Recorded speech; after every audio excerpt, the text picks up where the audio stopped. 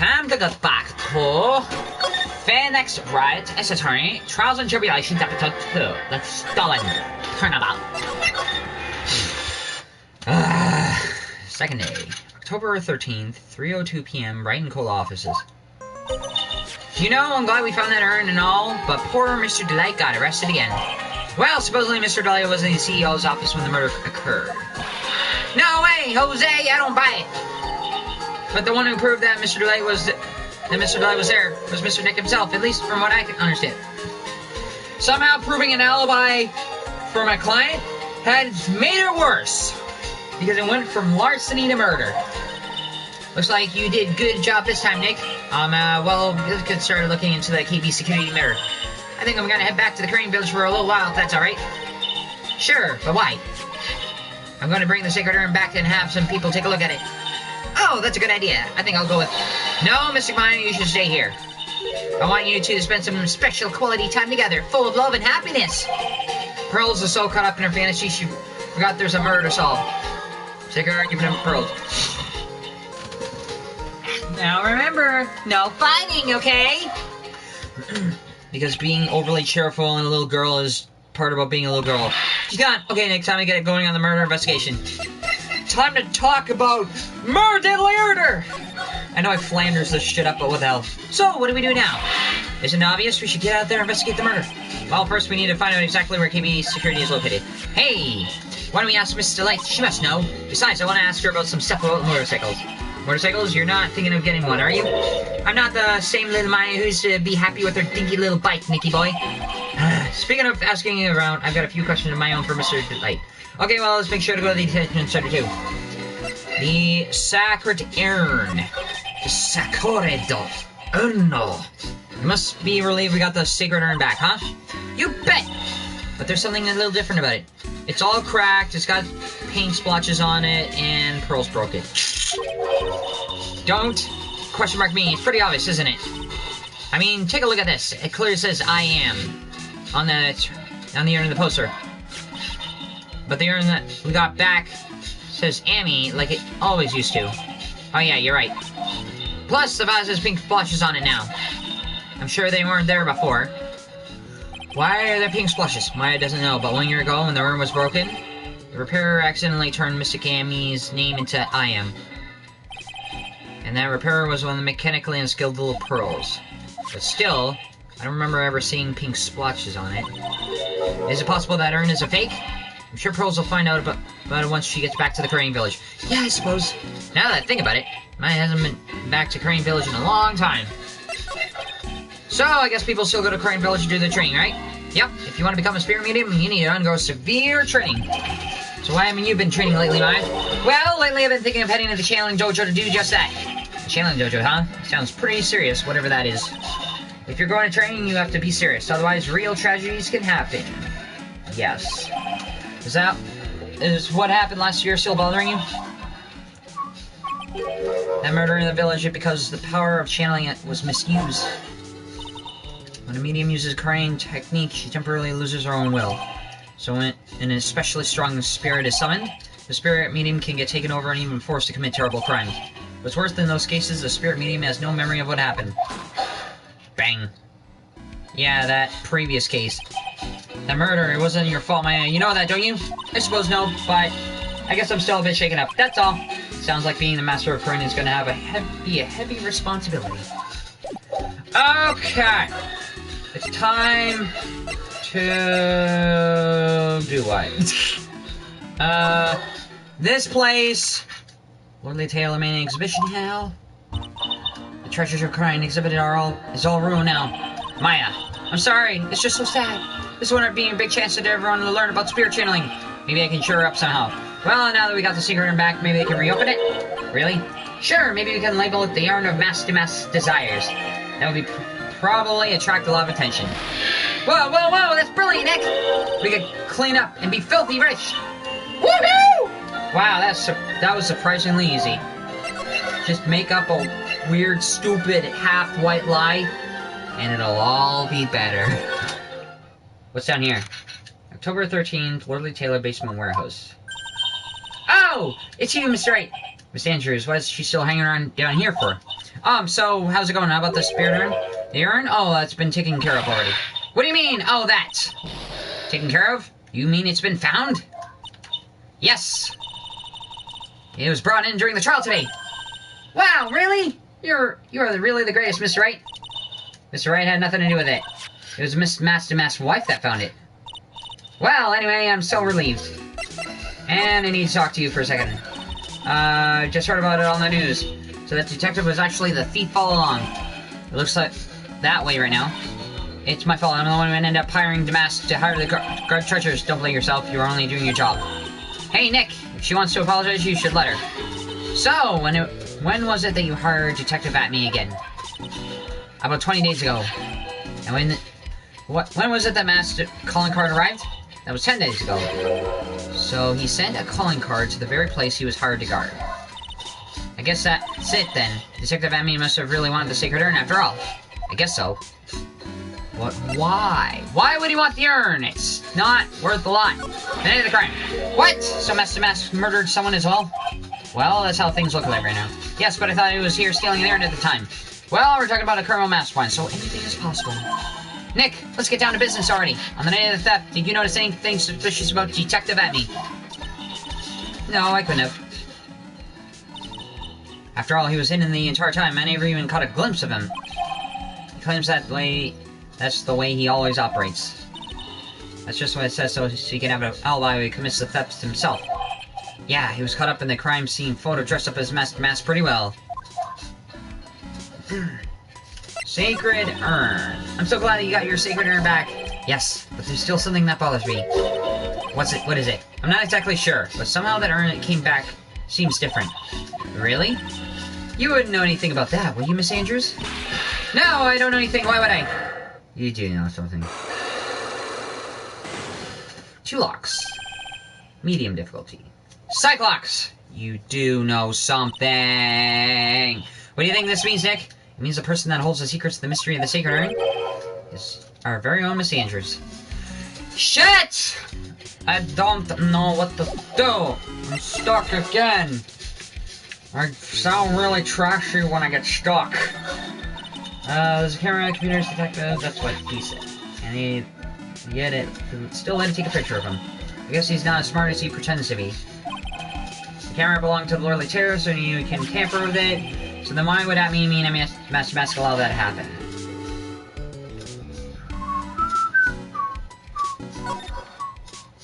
Okay, there's something that's been bothering me. The pink splotches. And this indentation. Looks like to me it's been dry for several days. There's something suspicious about the paint mark. The bottom of the part of it is shaped oddly and is shocking pink. I don't see how the color of the paint is in any way important. But the shape of it. The Atme statue. The statue wasn't where it was now when we first came here, right? Yeah, it was right next to the door, wasn't it? Well, if someone moved it, it was probably the mask. Maybe you didn't like being watched by Mr. Kami while he stole the urn. Hey, cut it out. You're giving me the creeps with that kind of talk. Paint cans, big door. Looks like the door to the actual storm. I can see the little big boxes. I guess that's where they are keeping the sacred urn. Remember, Maya, Miss Andrews said we're not allowed in there. I don't know. The box. Pink splotches on it. Authentic loading the box. Touch it. It's so hard to make the box, huh? You made that poor excuse for a box, Maya? That's what that's supposed to mean. And I wasn't proud of it. Poor Maya. Maybe it could have been better if Master Mask didn't take the box. And the Shichitso. The detective got hit in the back of the head with this by the thief, but that was obviously a lie.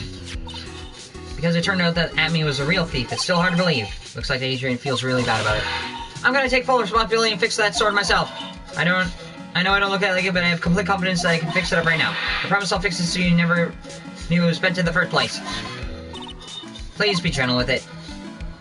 Don't worry, you don't have to be so fracking on and like this. But I'm still gonna pry you for whatever the Cyclops have. Actually, do I have enough evidence? Maybe. I'll see if I do, and if I don't, I'll have to pull right out. So, take that!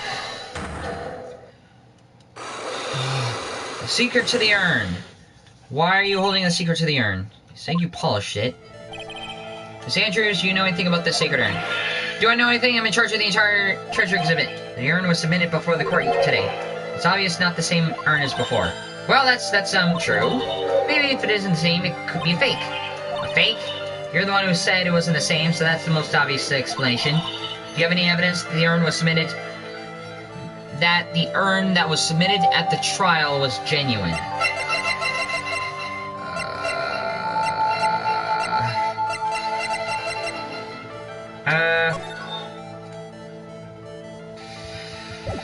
I don't know. I'm kinda having a little bit of doubt. I don't think I have enough evidence yet. I should investigate and gather more clues before I try again. I don't know. Something tells me I have to get the urn back from Pearls before I go after Adrian Andrews. So, time to pull out for now, tactical retreat, and stop and think about this. Nada. Nada. Nada! Ugh. I'm just acting weird because I had chocolate, and I like chocolate, because that's me, having chocolate, and aloe vera drinks. Detention center visitor room. I already told you, it's not me! Sad, pitiful one that tampers into silence. No! Sounds like they're interrogating Mr. Delay right now. Man, we don't have enough time as it is. Yeah, I guess the police are going crazy just like they are. Yesterday they thought he was just a thief, but now they got a murder case on their hands. I guess you're right. That guard over there looks a bit on edge, too. Come on, we'll just have to come back later. Okay, let's go check out some other place, Nick. Okay, so I can't talk to Delay. Breathe. Mask to mask hideout. Oh, Nicky boy, Maya. Yes, Miss Light. All I wanted to do was help my dear Ronnie. Yeah, but I guess it ended up hurting this case. Don't say that, Nick. She doesn't need your help beating herself up. Yes, Nicky boy. Please, please help Ronnie. He's not a killer, I swear. My Ronnie wouldn't hurt a fly. Alright, I'll poke around and see what I can find out. Really? Are you serious? Oh, I'm so happy. And I knew I was asking for help was the right thing to do. I don't know what I can do to help anymore. I had no idea Miss Delight has such a vulnerable side. When you are wild, you have a vulnerable side. Rondelay! Listen carefully, Nicky boy. My Ronnie would never ever kill anyone. It's just not him. He's too much of a wimpy little crybaby frick to ever frickin' smack anyone. He's not hardline enough. And neither am I. I don't think he would either, Nick. Yeah, but you have to admit, he's a bit of a got a bit of a temper to him. It's not that hard to imagine him just snapping and screaming, "Please stay!" He would never say that. Anyway, Mr. Light, he might not be a killer, but he's still going around saying that he's a thief.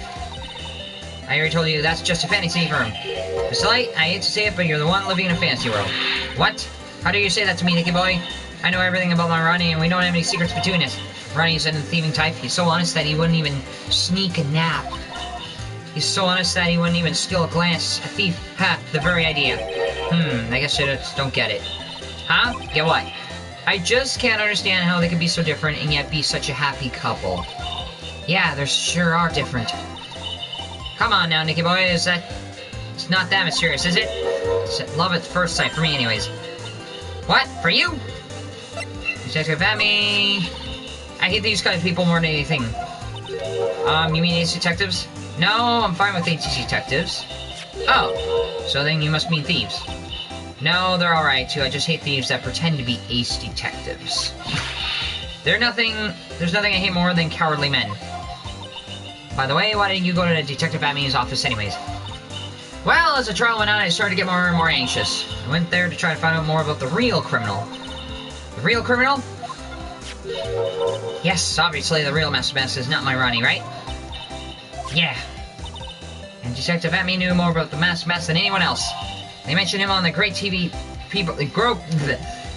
People Around Town segment on TV. Dear God. So then you went there to ask him questions? That's right, I'll do whatever it takes to save my man. His secretary said the ace detective isn't in right now, but I forced my way past her and into his hideout. I wouldn't exactly call that office of his a hideout. That bag was sitting right there on the top of the table.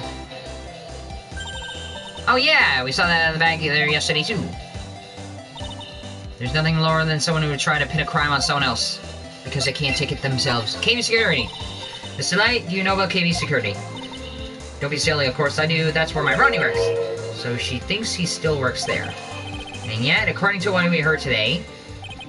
Come on, don't tell me you didn't know. Ram Delight was once an employee of KB Security. He was a professional security guard. Ron quit. He doesn't work there anymore. It looks like Miss Delight doesn't know. KB Security is only about 20 minutes away by motorcycle, that is. Larry told me it takes 30 minutes by car. Well, I have to admit, I tend to fly pretty fast on my bike. To make it to KB Security that fast, are you sure you aren't literally flying? Why don't I give you a ride sometime, or better yet, how about now? No, I'll pass, thanks. Why don't you just tell us where it is and we'll go over ourselves? Haha, what a scaredy cat you are, Nick. Mr. Light told us the location of KB Security. Okay, let's head over there right away, Nick. Alright, love at first sight? So is it really love at first sight we met Mr. Delight? Well, maybe not at first sight, but Ryan saved my life. Saved your life? I was at work one day when the two robbers suddenly rushed in. Well, it's not the kind that just curl in a little ball in a corner, so I fought back. Robbers? Yes, they took me hostage. I was so frightened. They were both carrying those huge knives, and I broke down into tears. Yeah, I would too if I were in that situation. Oh, I think I get it. Did Mr. Delight come running to save you? Yes, exactly how I remembered. He looked so handsome in this guard uniform of his. He went right up to those two knife-wielding robbers and screamed in their faces. He Princess Leia'd his way into a hostage situation. Please stop it! He screamed. I could see the robbers' faces turn pale. That high-pitched shriek does surprisingly a strong effect on people. Then, crying and swinging his arms like crazy, he attacked the two robbers. All by himself. He came to save me, a total stranger, all by himself. He was so scared that he was crying and shaking, but he still risked his life for me. Wow, that's a great story. Yes, he may not look it, but he's in a tough situation, there's no one better. That's why I fell in love with him like I did. Sniff, sniff, that's so romantic. I'd fall in love too, I guess. Nick, I hope you'll do the same for me if I ever get taken hostage. With Maya, that possibility always seems to loom in the not-so-distant future. Gulp. Yeah. Alright. I gotta go. CEO's office. To the October 13th, KB Security CEO's office. So I guess this is where it all went down, huh? The walls in here look thick, just like you expect in the CEO's office. What was that? Gotta do anything. Hey, it's you guys! Oh, it's Detective Gumshoe. Today was a real train wreck for you guys, huh? Sure was, pal! That prosecutor made real fools out of us. Yeah, I feel for you. Wow, it's not like you at all. I thought you'd be more like, oh, that was great, you guys did deserve pal, woohoo! Or something to that effect. Do I really sound like that to you, pal? Sometimes. If the gumshoe fits. Well, anyway, if the shoe fits, throw it out and get another! You goddamn consumer! The point is, I can tell when someone puts their heart into their jobs. And I can sympathize when things don't go their way. Sometimes I feel like wrong is the only way thing goes for us detectives. Wow, I had no idea Detective Gumshoe was such a nice guy. Now, if this little love fest is over, maybe we can start investigating. Can I look at everything? It's supposed to be the CEO's desk. It's a lot simpler than I would have thought. Hey, that is a super soft chair. Let me try it out for a second. Oh, look, I feel just like a CEO. Hey, you whip me some real expensive import tea and some scones. Move it. Ah, this is a life. The victim sat in that chair just before he was brutally killed, you know. Eek! Why is there a picture up there? Wow, look at that huge frame photo. Tall mountains rising majestically against a dark and cloudy sky. There's a title written at the bottom of the photo. The greatest sunrise of my life. Is that it? Is that the best sunrise? Either the sky didn't go out enough or he really rotten luck with the weather. Maybe he lived a little longer, he would have seen some better days. So what is this thing right here? Oh, there's a button here. Let's see. Oh god, why did you do it? Why did you push the red button? Hey, cut it out, don't press that! Haha, that's pretty funny, I never knew you could jump like that. What is this button? It's an emergency buzzer, it says right here on the panel. Oops, you're right, it's right in here. Don't press the red button! Nick, how many times have I told you to read the instructions first? There's alarms connected to the basement guard room, it's used to summon security up here. Really? And then it's possible on the night of the crime. Oh, so when the CEO was attacked, do you think that maybe they pressed the buzzer? Yeah, I thought about that, so I asked around down there. But they said the buzzer never went off that night. Also, he couldn't find any fingerprints on the buzzer. Mr. Bullard, the victim wasn't wearing any gloves, by the way, just so you know. I think we better go talk to the guard about this emergency buzzer. Can I get to the basement security? There are no fingerprints on it. What is this? Yo! Looks like the bookshelf / rolling cabinet hybrid. What? I can't get in between these two shelves. Don't strain yourself trying. It looks like these shelves are controlled by a special panel. I guess it's one shelf at a time, huh? It looks like they're filled with a bunch of files. Yeah, the file was filled with data about security jobs that are hard to handle. It's good at night's reading if you got some insomnia. I was hoping for something a little more exciting, like UFOs or something. So, this huge-ass safe, this big binder on the desk in the foreground. Check out this big, thick binder here. Leave it to the heavy lifting to me, Nick. Reading a file is exactly backbreaking work, just a little hard on the eyes. Ah! What did you find out, Nick? This file is not anything, it's not about any sort of security operation or anything. This huge file is all about mask to mask. It's filled with info on him. Still down to the Stardew Livestream? Yes! Later! In a bit! What kind of info? It's filled with incredible detailed information about the methods and crime scenes. Hey, Nick, look at the last page. It's a list. Let's see. Terror of M. Manon, $100,000. This looks like the list of all the treasures that Master Mask stole. So then $100,000 is the value of the last stolen item? I don't know, the number sounds kind of low to me. I think I better secretly make a copy of this list. Kane's list, found on the table, the crime scene. Also, I want to know about your schedule next week. I'll show you in a bit. Why is there rope outside of a vault? This rope. You think it fell over the safe when it was open? I don't think so. So what do you mean? Yeah, I think the string shows how the corpse was lying. You mean the victim, he was killed by being crushed by the safe door? Was wondering if you wanted to go to the movies on Wednesday. Yes! Please. And thank you. She can't be serious, can she? Safe. Wow, this safe is unbelievable. I bet 4 pearls would fit in there. And that's got a bunch of doohickeys attached to it. It's pretty amazing, alright? Motion sensors, heat sensors, weight sensors. Hey, Nick, come on, let's open it up and find out. If I broke into one of these, wouldn't it have set me down the path to Hoodlumville?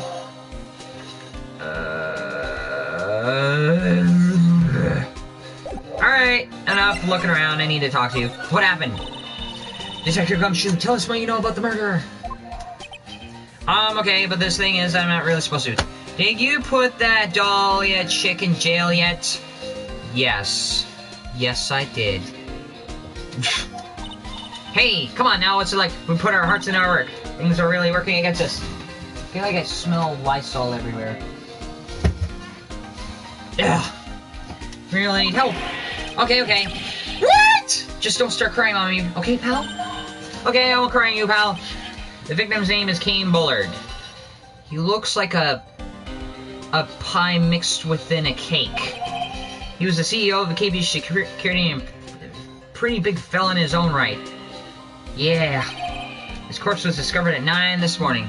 What? I'm thinking of getting a Kirby tattoo. What kind of young Dundas Cineplex? For not Tuesday, Wednesday. Spider-Man Far From Home. You want to watch Spider-Man? Maybe. His estimated time of death was 1 in the morning on October 12th. Huh? Cause of death was blunt force thrown in the head. Probably an object in this room. It happened at exactly the same time Master Mess was stealing the urn, huh?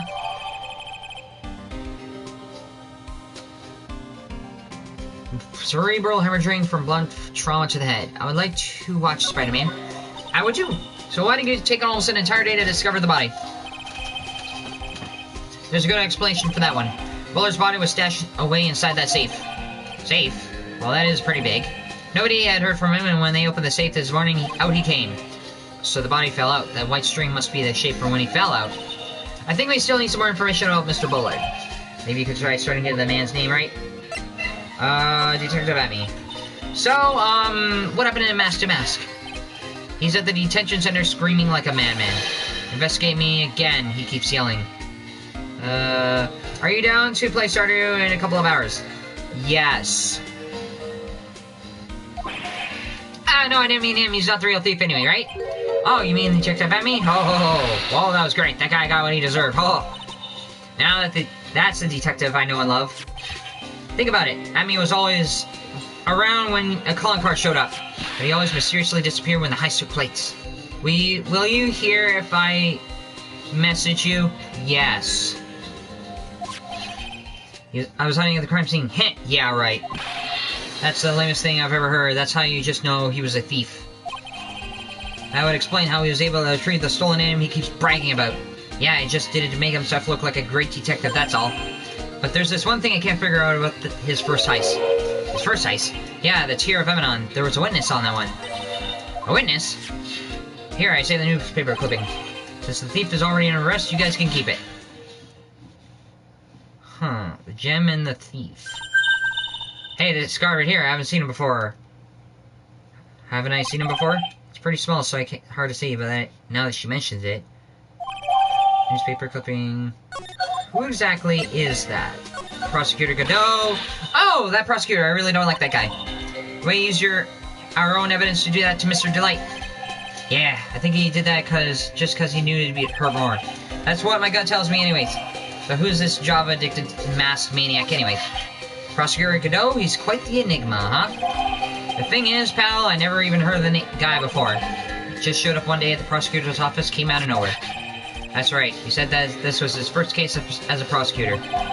And that's true, according to the records anyways, but no way he's an amateur. He's a nice man in court, a maverick that gives me goosebumps. So he's not an amateur, but it's his first case. So he's not a rookie. But he doesn't come off as a rookie. He comes off as someone who's got experience. So what the hell? Goosebumps, you? Yeah, I knew something was off about him, so I asked around. Nobody would talk to me, they just turned the other way. Poor Detective Gumshoe, I had no idea you were so unpopular.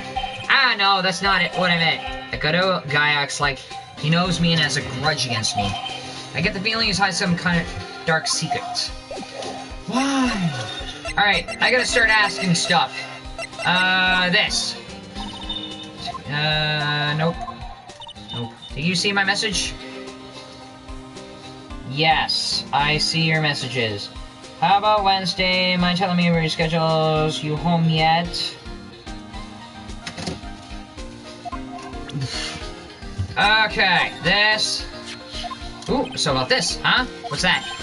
Hey, wait a minute, Maya. What's wrong? We copied the data without permission, don't show it to him. He might get mad at us. So, what are you whispering about? It's nothing, it's just my billfold. That's a pretty thick billfold you got there. Now I really want you to show it to me. So this... the one above this one. Also, I'd like to know your schedule whenever you get a chance so we can plan stuff. Do you know anything about this? This was his first heist, and I guess I underestimated him. I was sure I was gonna get him, but I was careless and lost the info in the witness. By witness, you mean the guard in the photo? Yeah, he and the detective worked together to try catching Mask. So he got away, huh? That guard. I got the weird feeling I've seen him around. Uh-huh. So who is the guard? Actually, security room. October 13th, KB Security Guard Office. Wow. This is really something else. For a security guard office, it sure doesn't feel very secure. KB Security Guard? Uh-oh, I remember Larry might be. Hey, Nick! What's up? This guy. Alrighty! Have fun! Yo, how's that dude? You got my sweet little Maya with you, too. Hi, Larry. Here, I was working my finger to the bone. And in walks an angel. I got no problem with a daytime date. It's all good. No, that's not what we're here for. We're investigating the Bullard murder case. Huh? Oh, yeah, that's right. You're a lawyer, aren't you? He's so hopelessly clueless. Well, if it's about the murder case, boy, I got some good info for you. Really? What is it? I don't mind sharing with my sweet little Maya. But Nick here is a different story. But Larry, I thought you two were old school buddies. That was then and this is now. So what do you want to share? Good info. So what's this good info you're talking about, Larry? Hey, I'm a guard, a pro. I can't just give away information for free. He wants a bribe. I thought professionals were more, I don't know, honest. Can you talk to him, Maya? Larry, tell us already. What's the good info? Hey, I like this. This kitten has got some claws. Okay, you really want to know? Yes! Yes! So tell me! Okay, so the thing is, Rondelay was an employee here. And naturally, since I'm a pro, I looked into this background. Follow me? Yes, you're a pro. I follow you. Go on.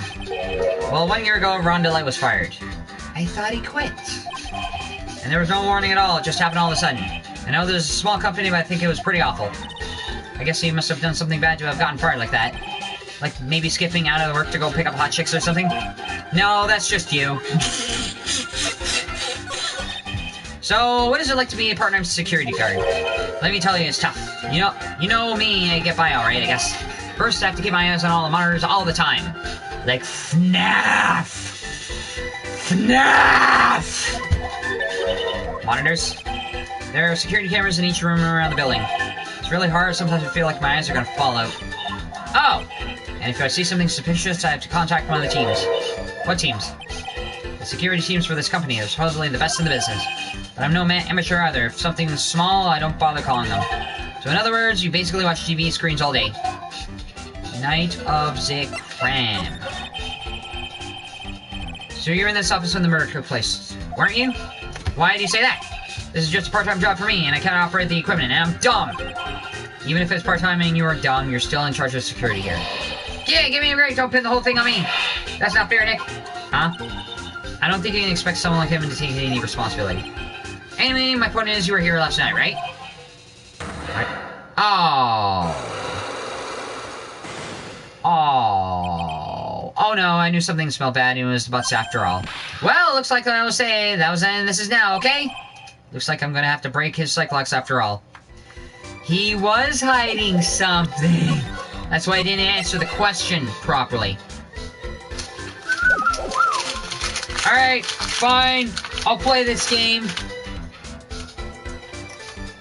But first things first, I gotta look at shit. That's my partner's seat. Your partner? Well, that's what I call her. She's my superior, actually. Kind of weird old lady. Her seat spilled all over her machine, you know? Oh, don't worry about it. Just the other day, I spilled some chocolate milk on mine. It still works fine, more or less. They really know how to build them, I guess. This? Something is written on the poster in the fine print.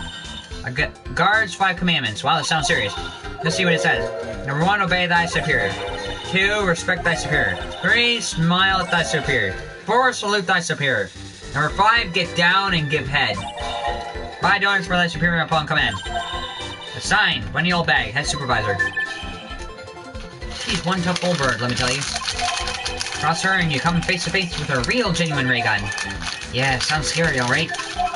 Well, she's unfortunate. She's on vacation, that's why I'm so relaxed now. Hey, Larry. That's your jacket, isn't it? That's right. Do you know that you hung it right on top of some kind of lever? Yeah, sure, I was told never touch that lever. She scowled and howled to me. Something terrible will happen if you do. Got a greenhorn? But why hang your jacket on such an important lever? Because it got me curious. If the jacket weight pulls down the lever down, that's what I call an accident.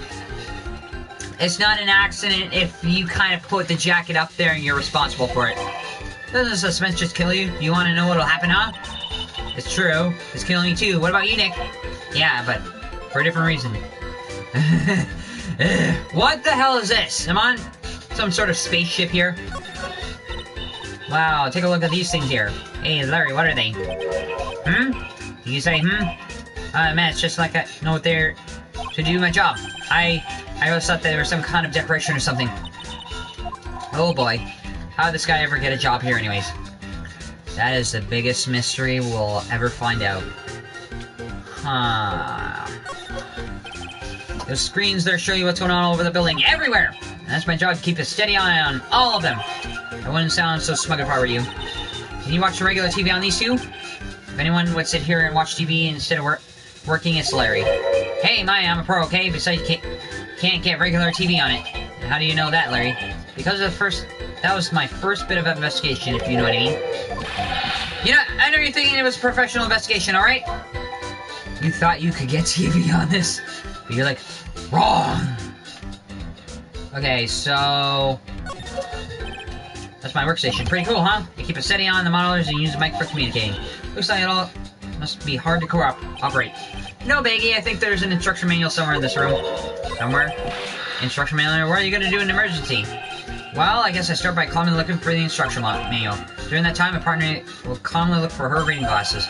That's what us security professionals call teamwork. Even my pros could run this place better. Hey! What's that supposed to mean? Smells like old bag. Is that a gold trophy? Examine everything with even a whiff of old bag on it.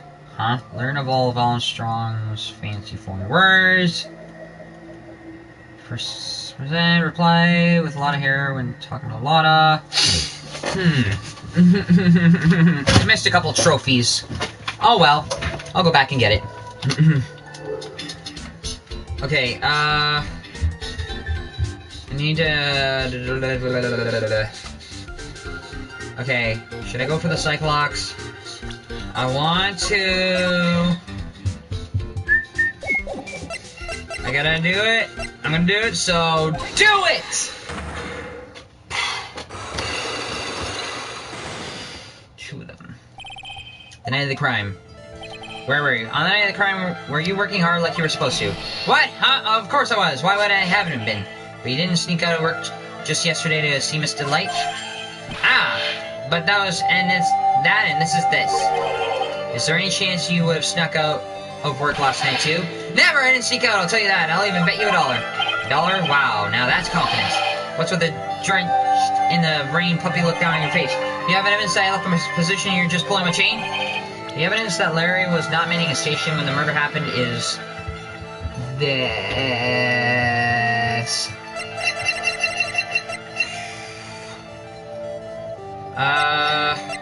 You found this wallet, so take that! This wallet, you know about this, right? I've never seen it before. You brought it! Liar, you had it hand-delivered this wallet to Mr. Light just yesterday. Give me a break. You can't expect me to remember everything, little thing that happens. Well, I expect you to remember something that happened just yesterday. What time was it when you found this wallet? I guess it was around 1 in the morning on the first floor of our company building. So he wasn't at his station. He's on the first floor. 1 o'clock in the morning. That's right, in other words, Larry, at the time of the murder, you were away from the security guard office. Ah! Yeah, but there's something you didn't think about. What's that? My shift that day didn't start until 10 p.m. The murder might have snuck in before then. What do you mean by that? If the murder had snuck in before 10, then it wasn't my fault. It was the fault of the guy whose shift was before mine. Why do I get the feeling they still don't get the seriousness of this? Listen up, Larry. We know beyond a shadow of a doubt that the killer snuck into the CEO office after 10 p.m. during your shift.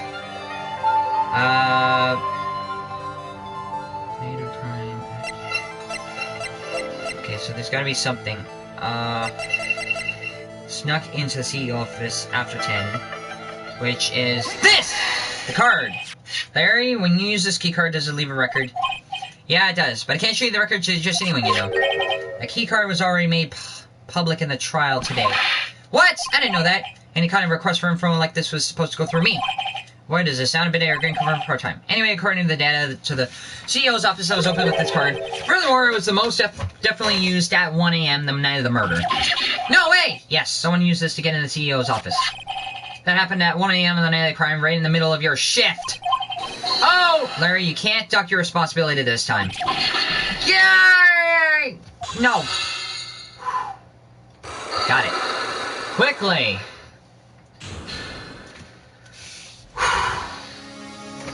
Okay. The night of the crime. Oh, I knew it. It's all my fault. It's my fault that the boss was killed. My fault. Kill my boss! Do I dare live out the American dream? There was nothing I could do. I have important issues to deal with too, man. What happened in that night anyways? Yeah, Madonna happened. My Donna? Your Donna? Madonna? Like a virgin?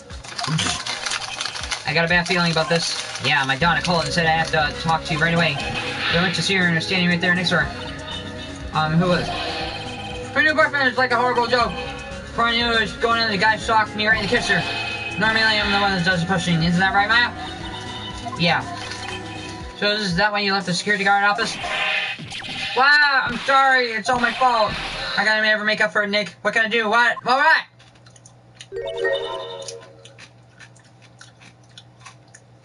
He's curled up on the floor crying like a baby. Oh boy.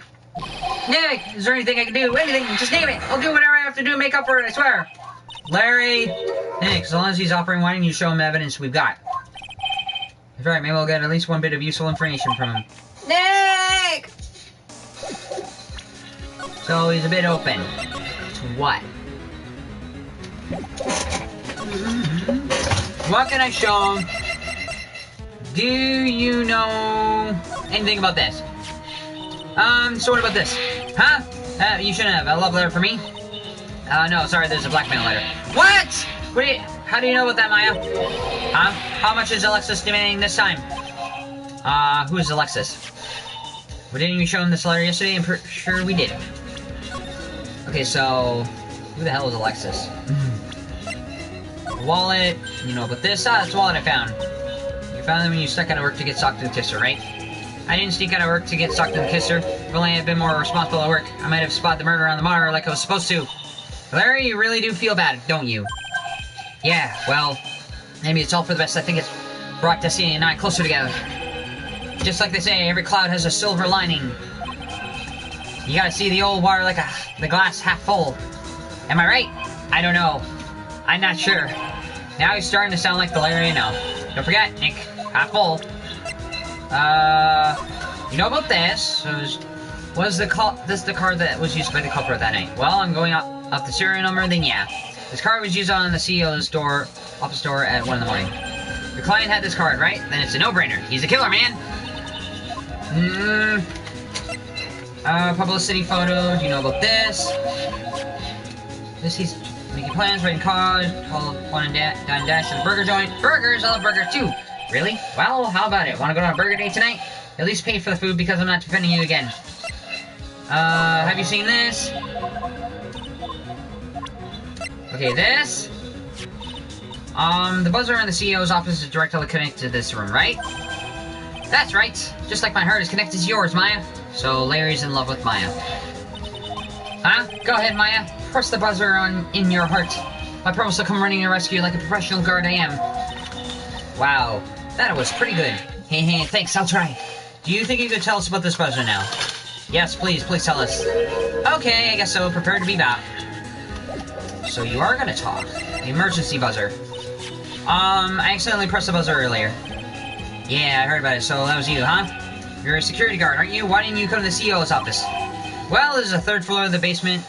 The CEO office is on the first floor. I thought it would be a good idea to adopt and wait and see every approach. Plus, there's a police detective here, right? I just didn't think it was necessary. It's as if he's trying to win an award for the laziest person on the planet. Let's go back to talking to the night of the murder, okay? Is it true that this buzzer didn't go off that night? There must be a record, right? You must have looked at it, right? Of course I did, and I couldn't possibly have made a mistake either. You think you could just take one more look for me, pretty please? Oh, okay, I just can't say no to you, Maya. So, is there a record of it going off? What do you think, Nick? He's probably right. Wah! What is it? What's wrong? I made a mistake! Huh? But how? It can't be, it's impossible! Okay, it's enough. What about the records? That night, it went off just once in the morning at around 1 a.m. 1 a.m. That's when the murder happened! Really? Are you serious? That's terrible, it can't be. Buzzer went off once at 1:02 a.m. on October 12th in the CEO's office. So it did go off. But... huh. Hey, what's up? Been a while. Yeah. This! You guys really haven't made me reflect on the way I've been living. But the problem is, with all this reflecting, where's the time for love? Frankly, I think reflecting is a bit overrated. You know, what are you going to do about it later? Plus, do you honestly have any new info on the buzzer record? Huh? The record? No, nothing at all. This guy reflects about as much as a piece of black carpeting.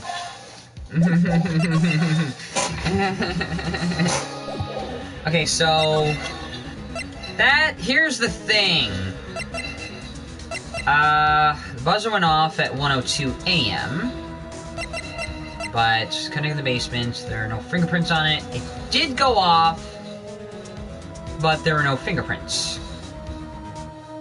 Oh wait, did it go off? But there are no fingerprints.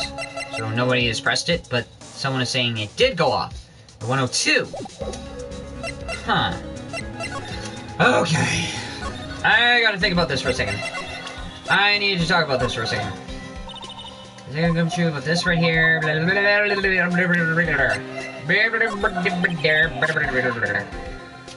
Okay. I need to think long and hard about this. So you're not asking about this. I've already talked to you. I've already gone through every single thing. Myself. No, I can't talk about myself. Now I can talk about myself. Pretty good looking, goofy looking face if you ask me. Hey! What are you carrying on with Amy? It's not like you ever need it. She has a point.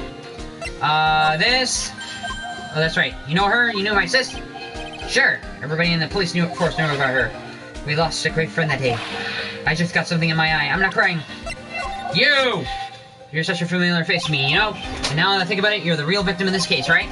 But for some strange reason, it's hard to think of you as a victim, pal. You're darn right I'm the victim now is our most precious treasure. Haha, you know, pal. I think it's why I can't think of you as a victim either.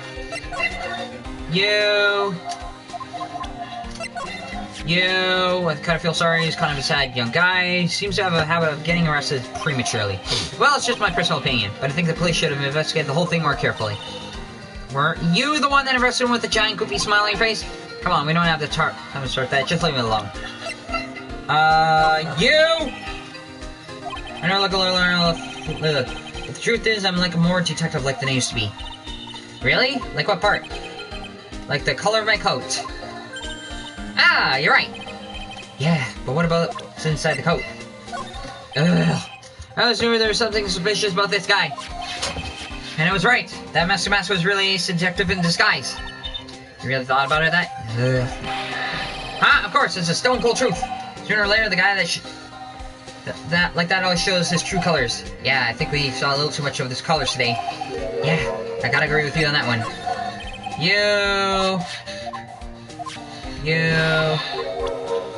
And you. No, you don't know anything about Desiree, Adrian Andrews. Nope.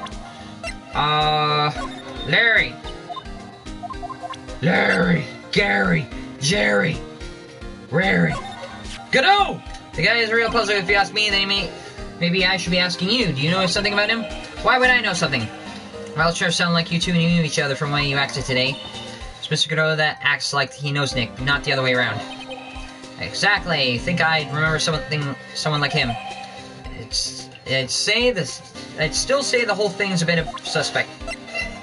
Bullard! Oh god, I'm just having a brain fart. Gumshoe, tell us more about Mr. Shane Bluebird. What? Oh god. That's Kane Bullard, not Shane Bluebird, pal. Oh yeah, the victim in this case doesn't make much of an impression on me. Well, you were the victim up until Mr. Bullard was found dead. Yeah, and his body wasn't discovered until this morning. Anyway, we don't have enough information yet. Can you help us out? Sorry, I'm actually a little confused myself. For some reason, I'm just blabbing like an idiot right now. Okay, Nick. Now get more. Oh! Maybe too much sugar is not good. Get more info about the victim, so hurry up and ask. Okay. Victim. Can you tell us more about Mr. Bullard? He was the CEO of KB Security. What kind of company is it anyway? Well, the company basically sends security teams out to the buildings to guard them. Mr. Bullard must have had a chance to learn a lot about secrets doing this kind of work. Oh, and I don't know how to pull this. This guy is kind of a money grubber. Really? Me too. I just love money. I can't ever get enough. Please stop leaning towards me like that. You aren't getting to my wallet. Just because I'm a lawyer and I make 6 figures does not mean you have to reach and grab a few. Anyway, it looks like he did some pretty shifty stuff to earn his millions. Oh, so that's my problem. I need to be a shifter. Let me go already. Apparently he was involved in selling trade secrets between rival companies. Oh, that's pretty dirty and underhanded. Yeah. Oh, KB Security used to be a head security operations to get masked. What? Really? Yeah. And after screwing up so many times, the company's reputation really took a nosedive. So it really was Bullard who sent Ron the blackmail letter? Huh. Really? About the blackmail letter. I've been thinking about it a lot, pal. Why would Kane Bullard have been blackmailing Ron Delight anyways? Well, Mr. Delight used to work at TV Security, right?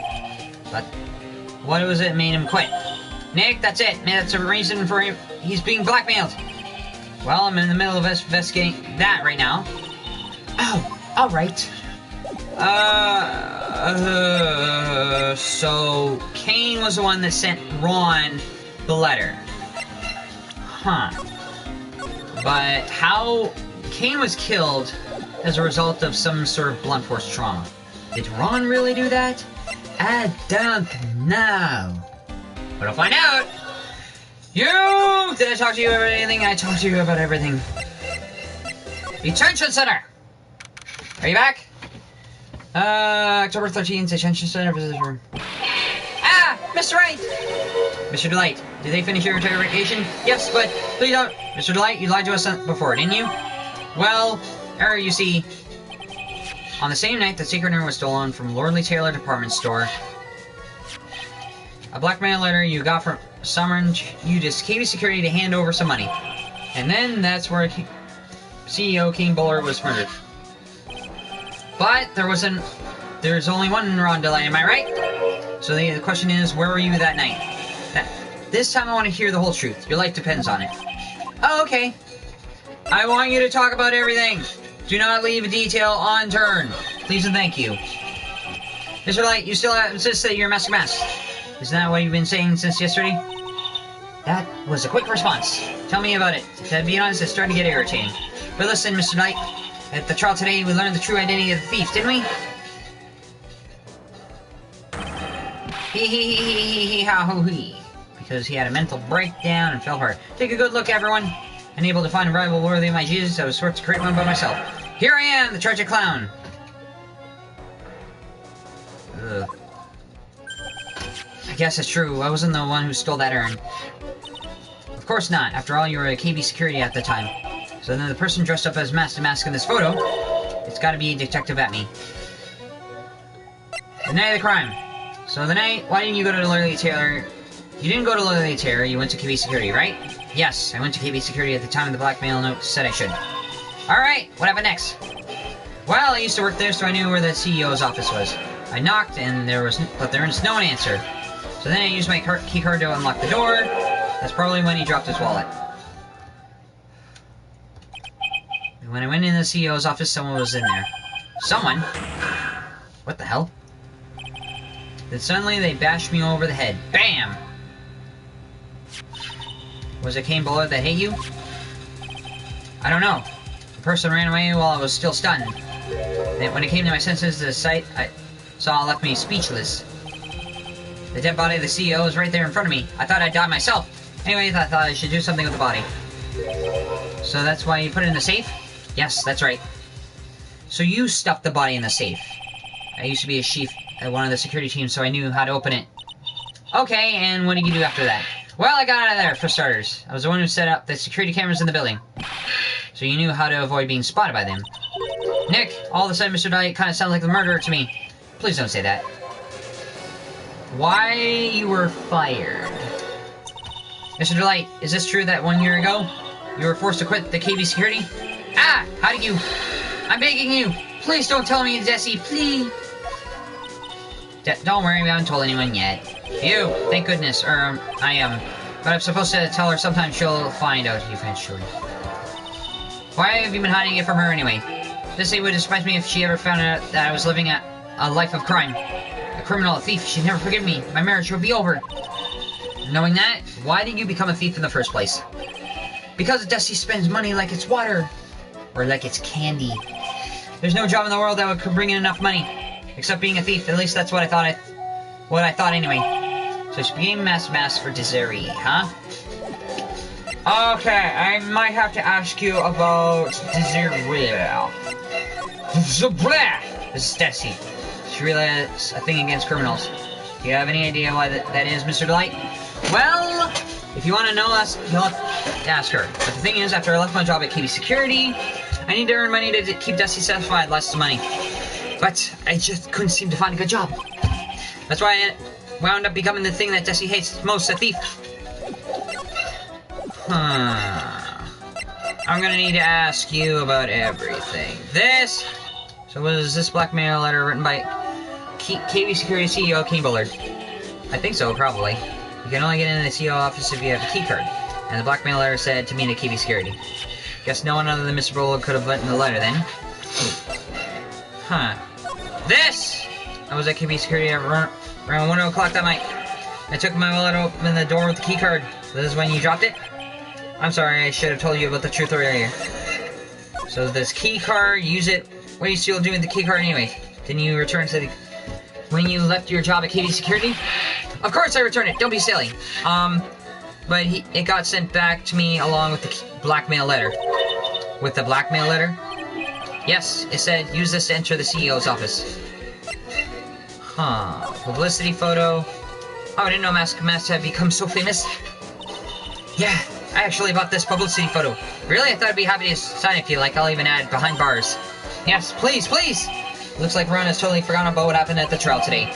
That he was declared not guilty of being Master Mask. This! What do you think about this? I don't really think I can help you with that. Nope. This!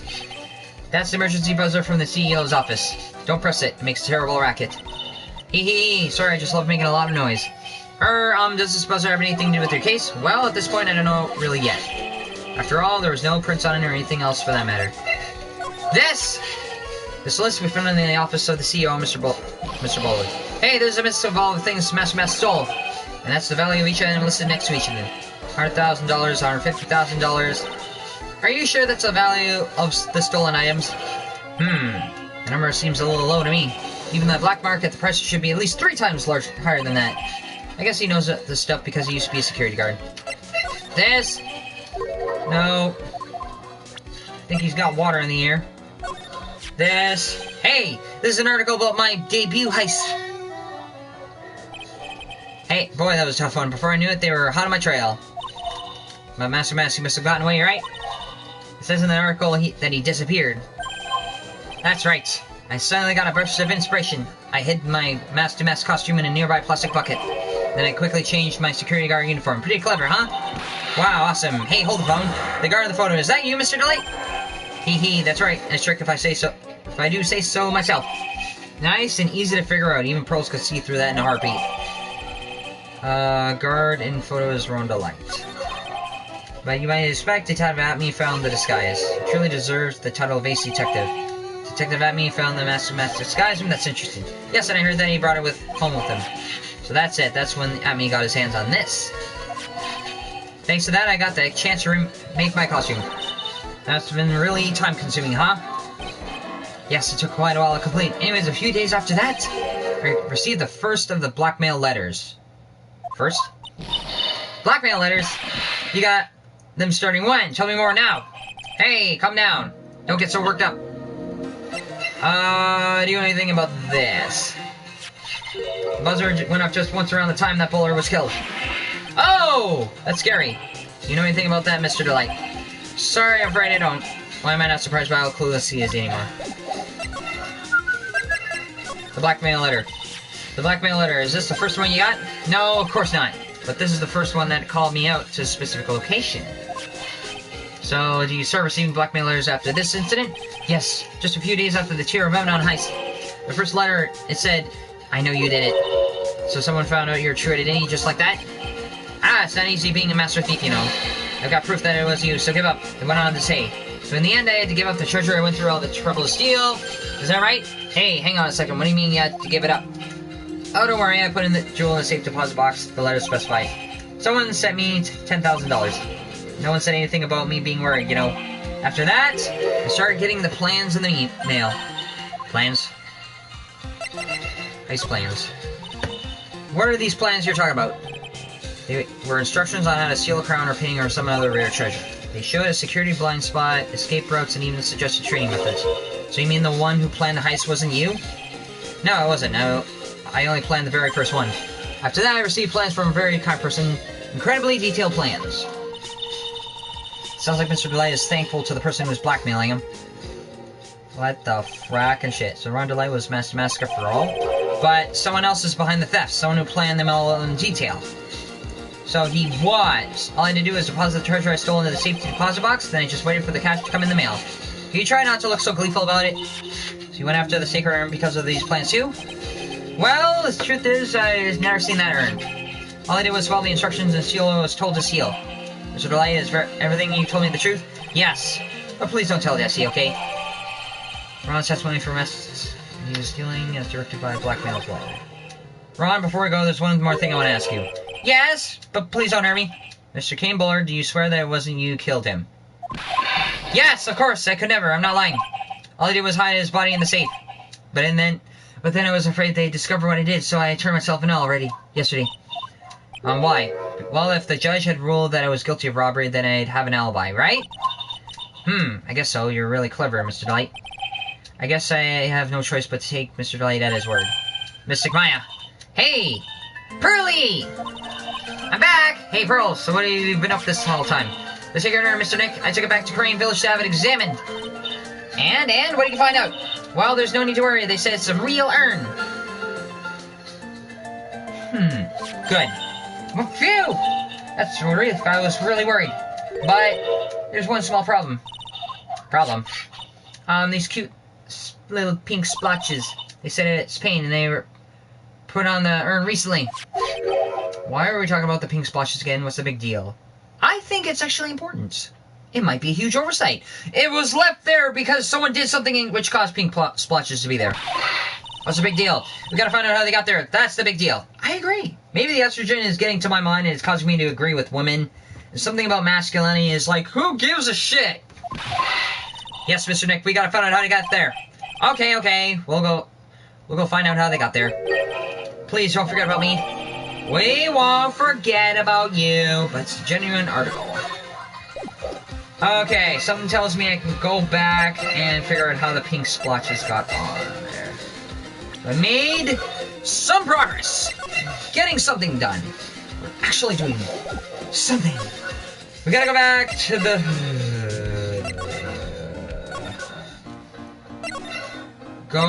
basement warehouse. Oop. October 13th, Lord Taylor, basement warehouse. Oh, Pearl, how nice to meet you. Hello there. I haven't seen you around lately. What have you been up to? Well, actually, I'm having this urn examined. Oh, I see. Maybe if we took another good look at this urn, we can figure out the mystery of what actually happened here. Nick, let's look around one more time. I agree. There's something about the pink splotches that really did something. This box, there's something about it that's bothering me. That's the box that the sacred urn was in. It looks like there's some pink paint on it too. And it's definitely the same colors as stuff on the urn. I think I know how the pink got on it now. Alright, let's investigate again. It has pink stains on it. This thing.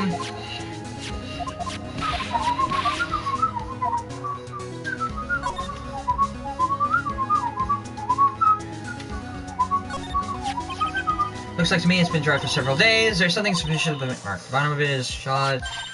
Mr. Nick! Could that be that the odd shape is? Yeah. I'm pretty sure that this is it. A box that was on the floor when paint spilt everything. Ah, this box. That's the box the sacred urn was in. If you look at, there's a little bit of paint on the box as well. Wow, you're right. Look, it matches. What is it, Mr. Nick? This is all turning out exactly as I thought it would. Completely dry, the box of the sacred urn fits the gap perfectly. I think it's all starting to become clear. We're much closer to solving the mystery of what happened to the urn. That it got splotched with paint.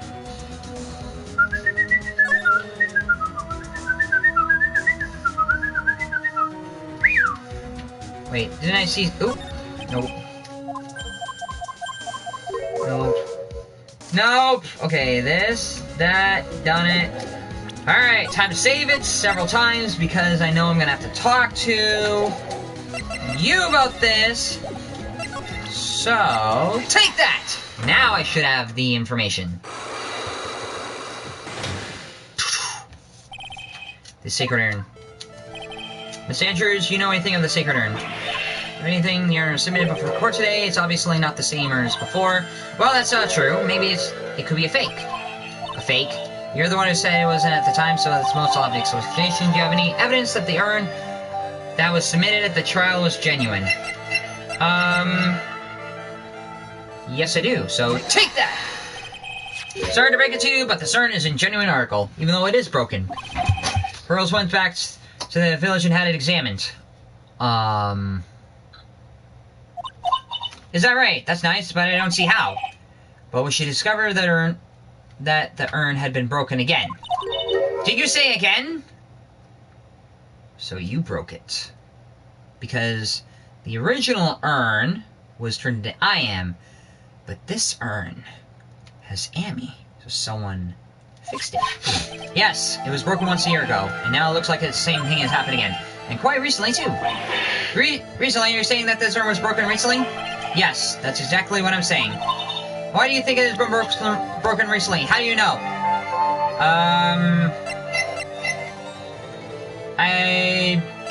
Because...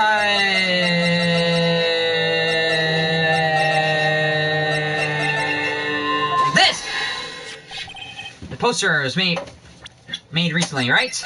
Because this one says I am. That's after when Pearls broke it. But this one says Amy. She was put back together. Poster. Ah! The poster for the exhibit. At the time when this photo was taken, the urn said I am on it. But now, for some mysterious reason, it says Amy.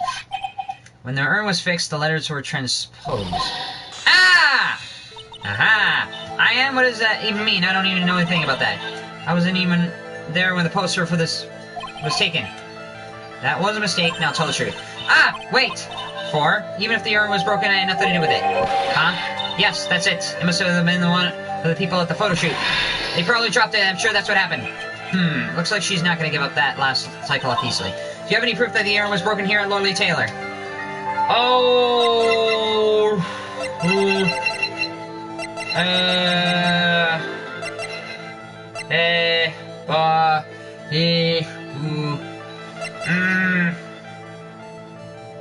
Found in it. It was one box with a secret urn in it. Pink stains in it, so take! It was in the box, and the box was dropped, and it had pink splotches on it. Well, Miss Andrews, what is this supposed to mean? This urn had these pretty little pink splotches around it. And there's some on in the box, and the urn that was stored in it too. No matter how you look at it, the paint seems to be exactly the same. When you say? So, what does that prove? The urn was dropped along with the box. That's when they both got paint on them. Are you with me so far? Yes, the rest of the story is obvious. This box was dropped right here in Lordly Taylor's basement warehouse. If they can prove it, then that means the urn was broken here too. So how can you prove that? Can you prove that the box was dropped here in the basement warehouse? Yes, because this! Ah! I think you already know where I'm going with this. Because it was dropped in that exact area where the paint splashed on it. Yes, more or less. There was paint splattered on the floor of the walls of the basement warehouse. But there's an off-shape imprint on the part of the paint stain, am I right? Yes. If you put this box in the impression of the paint, you can see it fits perfectly. Which means the box was dropped right over there. And that is when the urn was broken. Your name does you justice, Mr. Wright. Yes! You gotta think quickly! You always gotta be on the ball. The secret urn, you broke it! You broke it! I'm so sorry, I was the one that broke the urn. Boy, does this make me feel like some sort of evil school teacher. I'm a terrible person. Not only did I break it, but I tried to hide what I did. Well, that's not so hard to understand, is it, Pearly? No, not at all. I know just how she feels, because you did the same thing as well.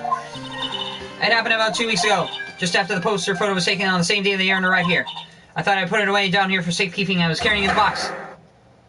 You dropped the paint and everything. When I tripped on the paint and lost my balance, the box I was carrying crashed to the ground.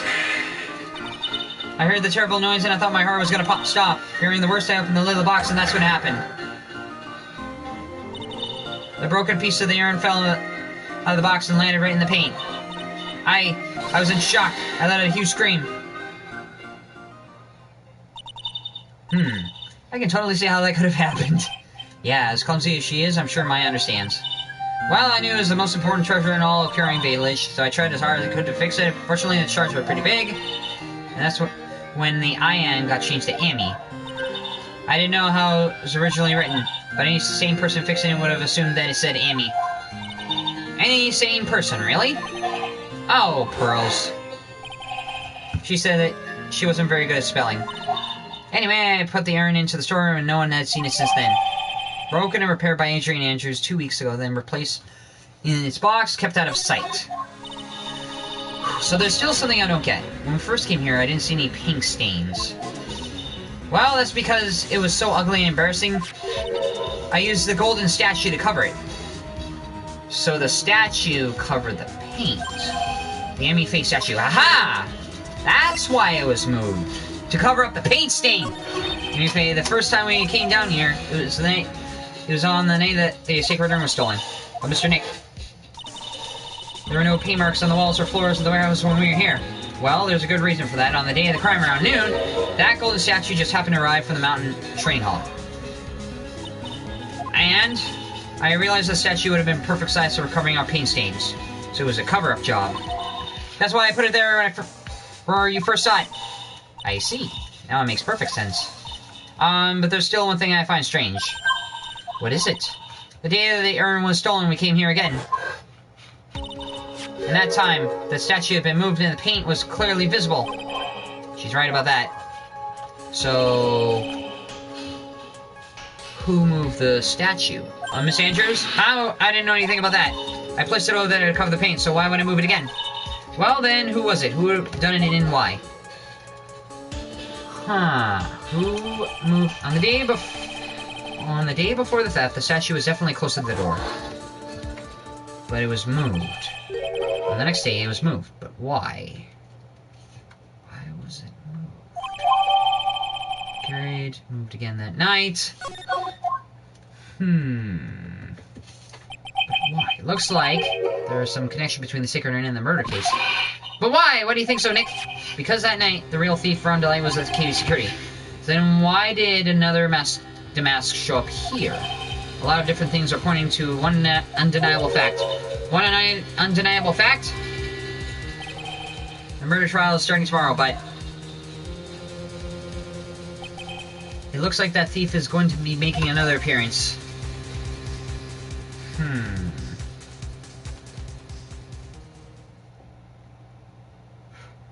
Let me come in.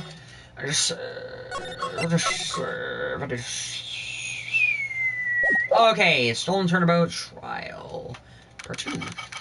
October 14th, 9:41 a.m. District Court, Defendant Lobby number 4. Hey, Nick! What is it this time?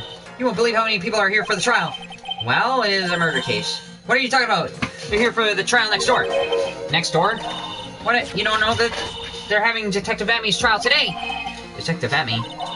They say they were going to try him as Master Mask. Already? That was fast. Boy, I do love to see Master Mask's trial. I know. By the way, where's Pearls? Oh, she went back home. She said she can't look like to her training anymore. I know you don't like me. Who? Pearls has really gotten into training lately, huh? Really? Yeah, ever since that incident last year. Please, don't ignore me! Oh, Mr. Delight. Good morning. Ohayo gozaimasu! No one likes me. No one will never notice me, even if I kill someone.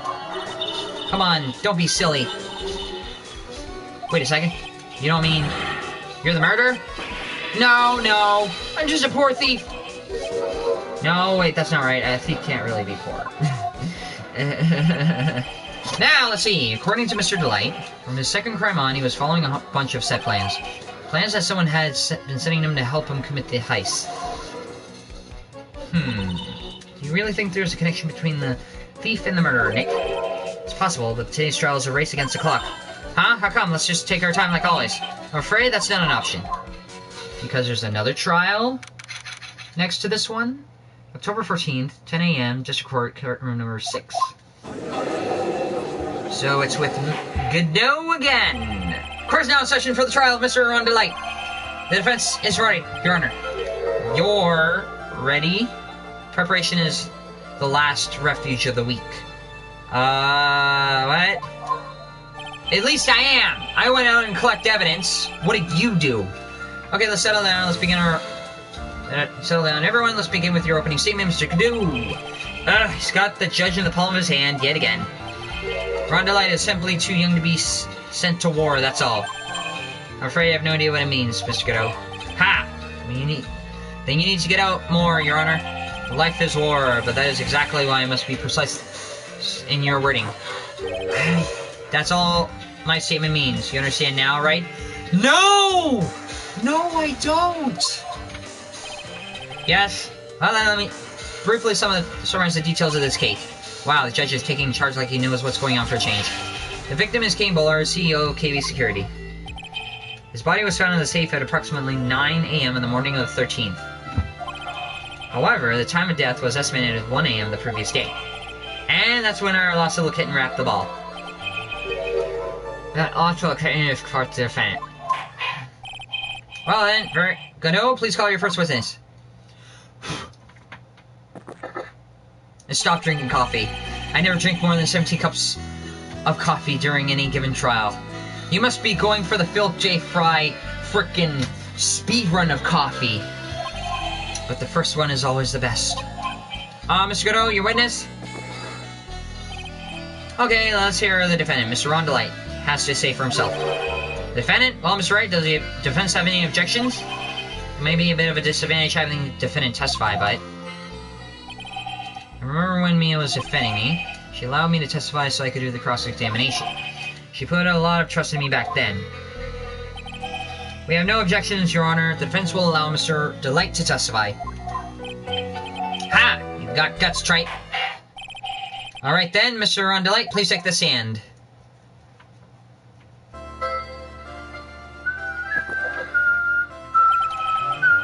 You did it, didn't you?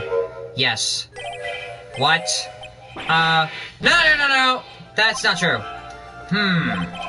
For a moment there, I thought we set the record for the shortest trial ever. You did it, yes.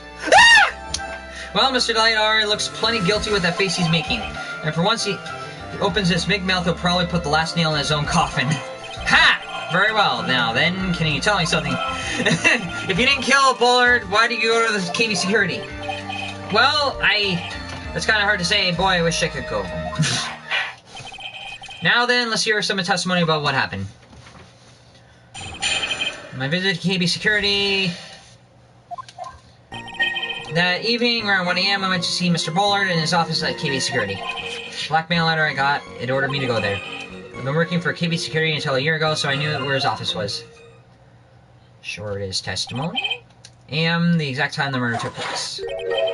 The weak get washed away by the tides of fate. The strong drink it up. You really have this, the strong will take over mentality. Ha! It's bitter today, too, just like my destiny. You never know that from the way he's chugging it down. He probably has to go to the bathroom all the time because he drinks too much coffee. Mr. Wright, your cross-examination, please. Okay! I'll do it! My visit to KB Security.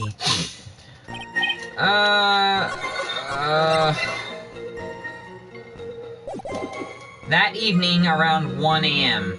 Technically, that's in the morning, not the evening. I went to see Mr. Bullard in his office. Hold it! 1 a.m. You're absolutely sure about that? Yes, that's what my watch said when I was entering the CEO's office. Or, no. Actually, I'm not sure if my watch was slow, my internal clock was also a bit. 1 a.m., that's the exact time the victim, Mr. Bullard, was murdered, correct? It's too late for a coffee date, that's for sure. The blackmail letter I got, it ordered me to go there. Hold it! And why did you go? It ordered you to go there.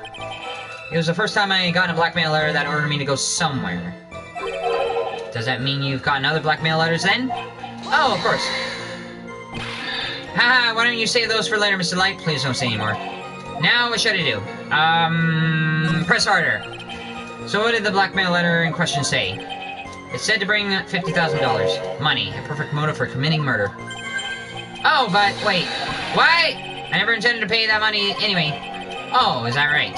After all, you had nothing to hold over my head, I had nothing to be afraid of. An important point indeed.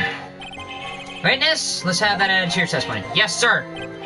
Ha! A mighty mud skipper in outer space has a better chance of surviving than I do.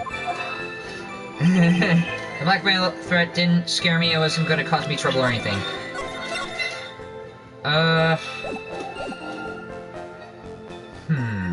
Hold it!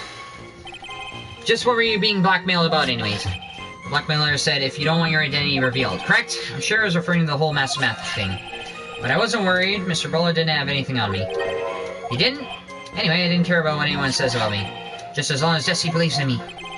So that's why Miss Delight didn't believe he was mass math. That's why I knew they were just hollow threats. Been working for KB until a year ago, so I knew where his office was. Hold it! Used to be a security guard for security chief for this KB security, right? Yes, that's right. The security chief, you? And yet a year ago, you were fired without notice. Revenge for an old grudge, a perfect motive for murder. When you say, no, because I've been fired from so many jobs, I don't think about going back to kill any of my employers. This isn't good. Maybe I should change the subject. Why he was fired. Mr. Delight, please tell us why you're fired from your job. Well, the world is filled with those who have said, I wish I had never asked that. Okay, then I'll take... Defendant, please answer the question. Oh, well, I needed money. You needed money? Oh, you see, Jessie loves to spend it. It's kind of her hobby. Not exactly the best hobby in the world, huh, Nick? My salary wasn't nearly enough, so I stole data from the company. Come again. KB Security has a lot of security in all sorts of companies. And since I was the security chief, you stole some data and sold it. Mr. Buller found out and I was fired immediately. What?! I wish I had never asked that. I was somehow able to keep secret and made it seem like I quit on my own. What is it, Nick? You don't look so good. Someone who brings harm to their company is fired as punishment. You would do well to remember that. He sure told you.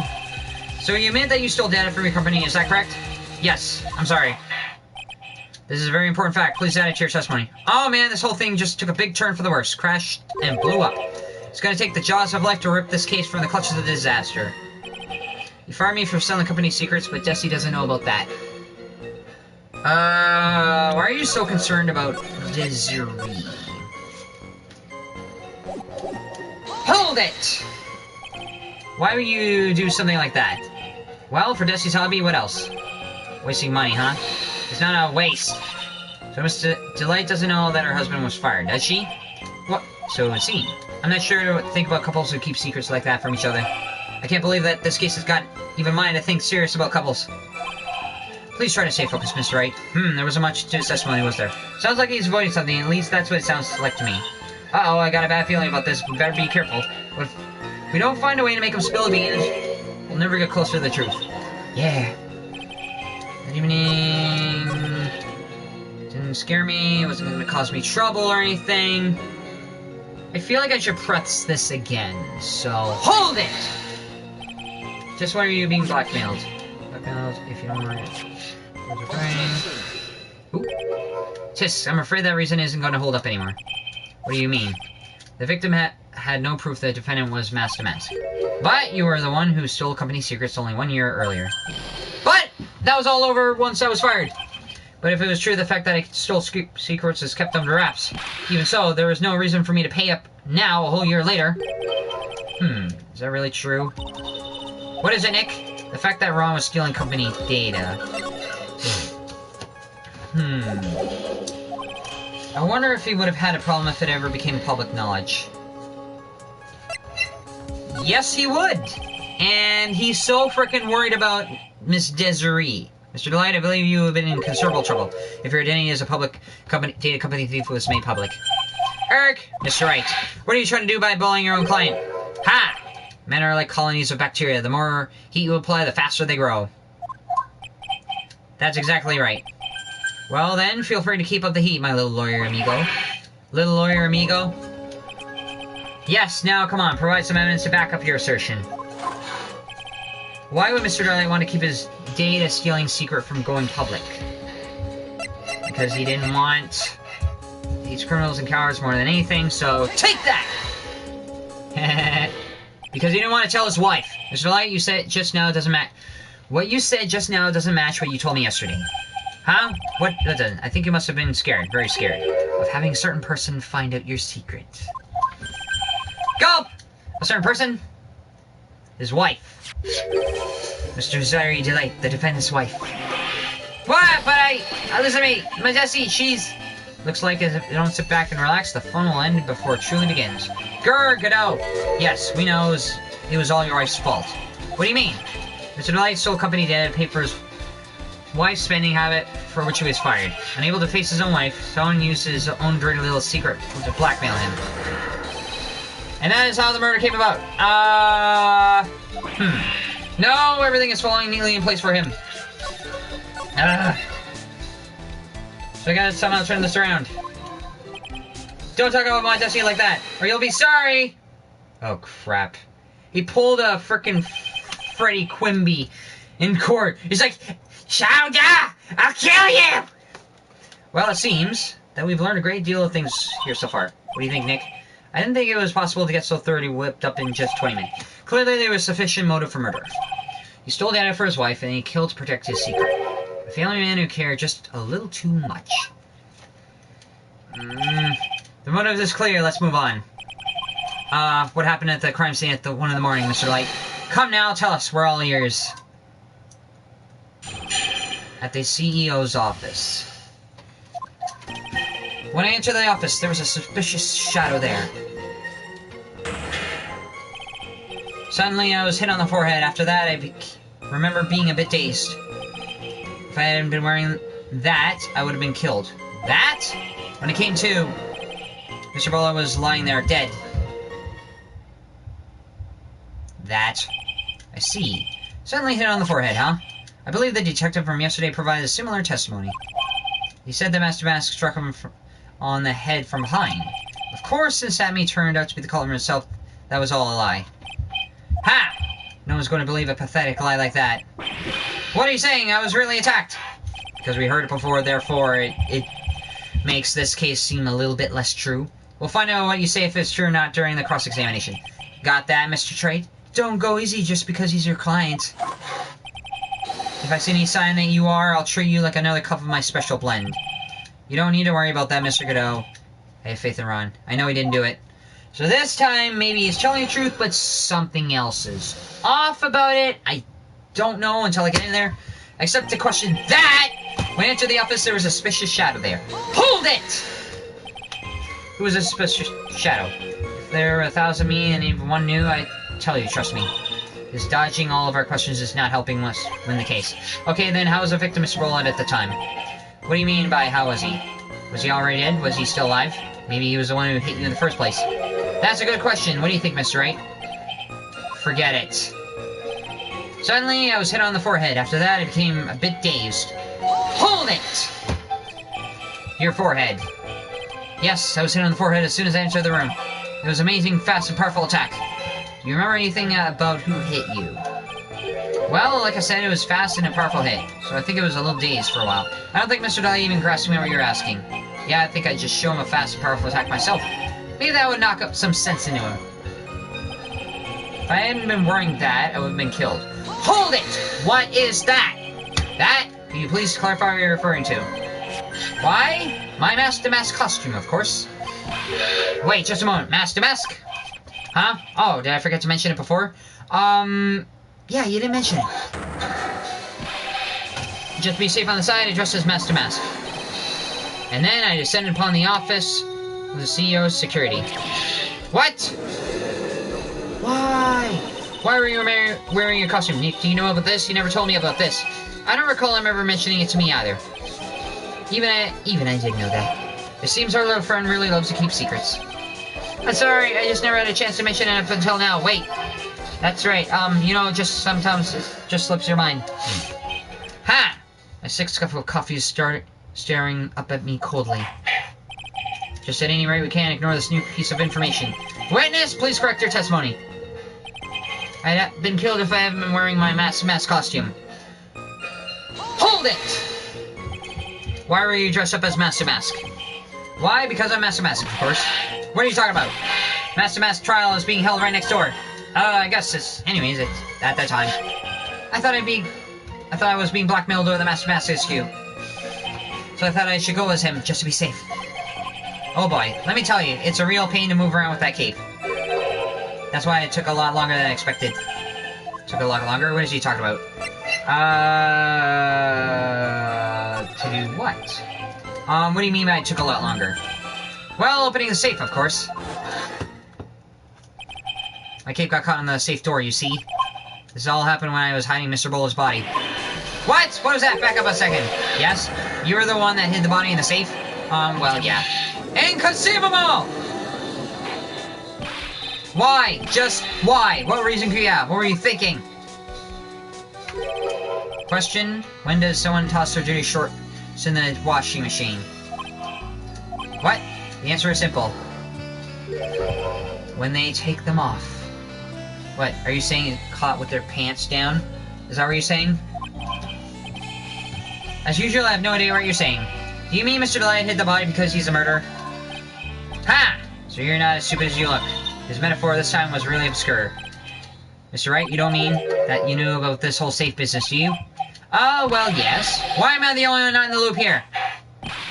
Witness! Make sure you add this to the testimony. Yes, sir. Uh-oh. Looks like a storm up front is moving in over the fair weather judge. I panicked and hit the body in the safe. It took about 10 minutes. Okay, now I'm slightly sure I could find something of this, but I'm not entirely sure. So hold it! Why do you hide this body in the safe anyways? Well, because it wouldn't fit in the drawer. That's not exactly what I meant. When I saw the corpse, I kinda lost it. I thought, if they find his corpse, they'll think I did it. Ha! I think you had a simpler reason than that. It's because you killed him, that's why you spent 10 minutes hiding the body. That certainly makes more sense. Hold on. 10 minutes? What is it, Nick? I just had a thought. Under the circumstances, would you normally try to hide the body? And spend 10 whole minutes to do it? Under those circumstances? What circumstances? Oh! Hey, Nick. You think his behavior was so strange? Why didn't you present some evidence and just show what those circumstances were? That's it. I'll take a look at the court record and present some evidence. Read this from Mr. Delight yesterday. Anyway, there's not much in his testimony either. Bet you still signing something. I wouldn't be surprised if we'll just have to draw it out of him. Just hope he doesn't make things any more complicated. Okay. Panicked and hid the body in the safe. It took about 10 minutes. Huh. Camera went off at around 1 a.m. Nope. Nope. Found in the KB security building at around 1 a.m. Nope. Nope. There were fingerprints on it, found on the table of the crime. The buzzer went off at 1:02. Huh. Nope. These evidence are not there. For mass second heist he was stealing is directed by blackmail letters.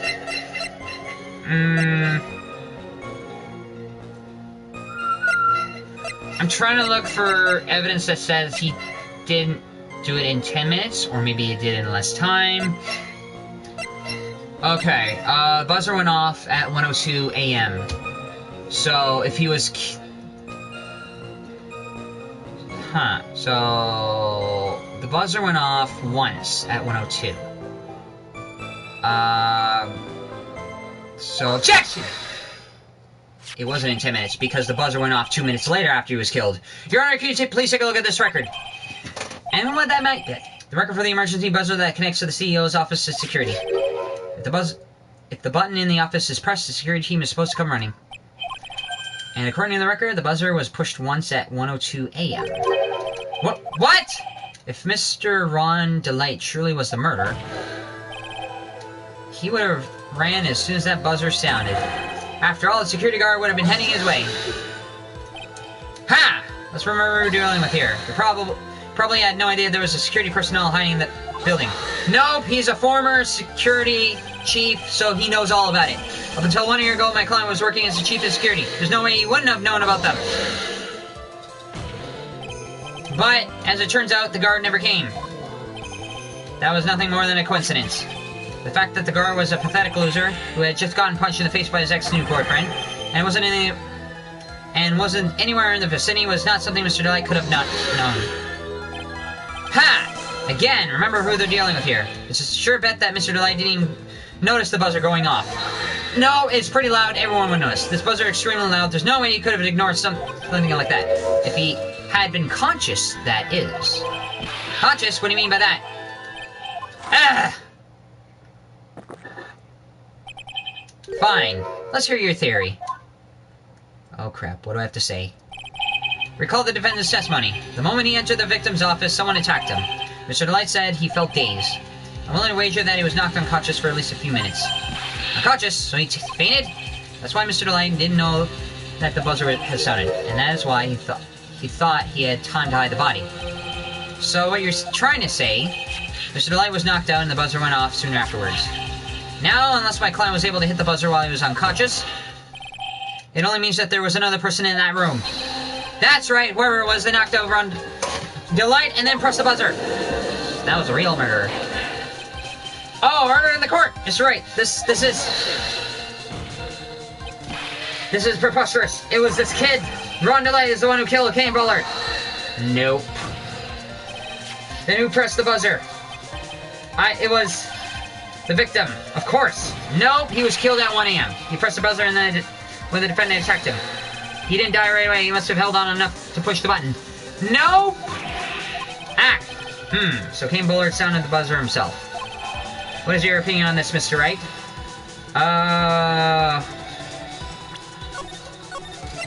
No! Why? Because there are no fingerprints on the buzzer. I need to prove that the real criminal was at the scene, but how? Can I prove that it wasn't Kane Bullard who sounded the buzzer? Yes. Because there are no... The defense's opinion is this, Your Honor. The piece of evidence proves that it wasn't the victim who sounded the buzzer.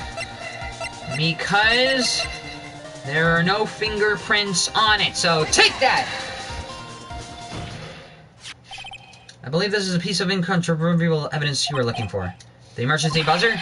Is there some kind of clue on it? Absolutely not. Nope. Come now, at least give us some thought as to what you're saying before you open your mouth. Well, that's exactly the thing. There is no clue on it, which is the clue. The fact is that there are absolutely no clues is itself. Now I'm the one who's clueless. This button has no fingerprints on it. Mr. Bowler really pressed it himself. Naturally, he would have left his fingerprints behind. True! Ron Delight obviously wiped them off. Why? Why would he? A guard could have come in at any moment. He touched that button. I know he did. How? The defendant, Mr. Delight, was dressed as Master Mask. Master Mask always wears gloves. And what reason could he have to wipe down buttons free of fingerprints? Order, order, order! Ha! It would seem you're running out of arguments, Skiddo. I've been forced to eat crow. Jim Crow? I wonder what blended number crow-flavored coffee is. However, if the real killer was there at the scene, why would the person press the emergency buzzer? Shouldn't they have run away without putting themselves in extra danger? What's with this awkward silence all of a sudden? Ha! It looks like you're fresh out of parlor tricks. Nope! I think I got a couple of extra arguments left. And you don't. They're on you, Nick. Just give me a minute to collect my thoughts.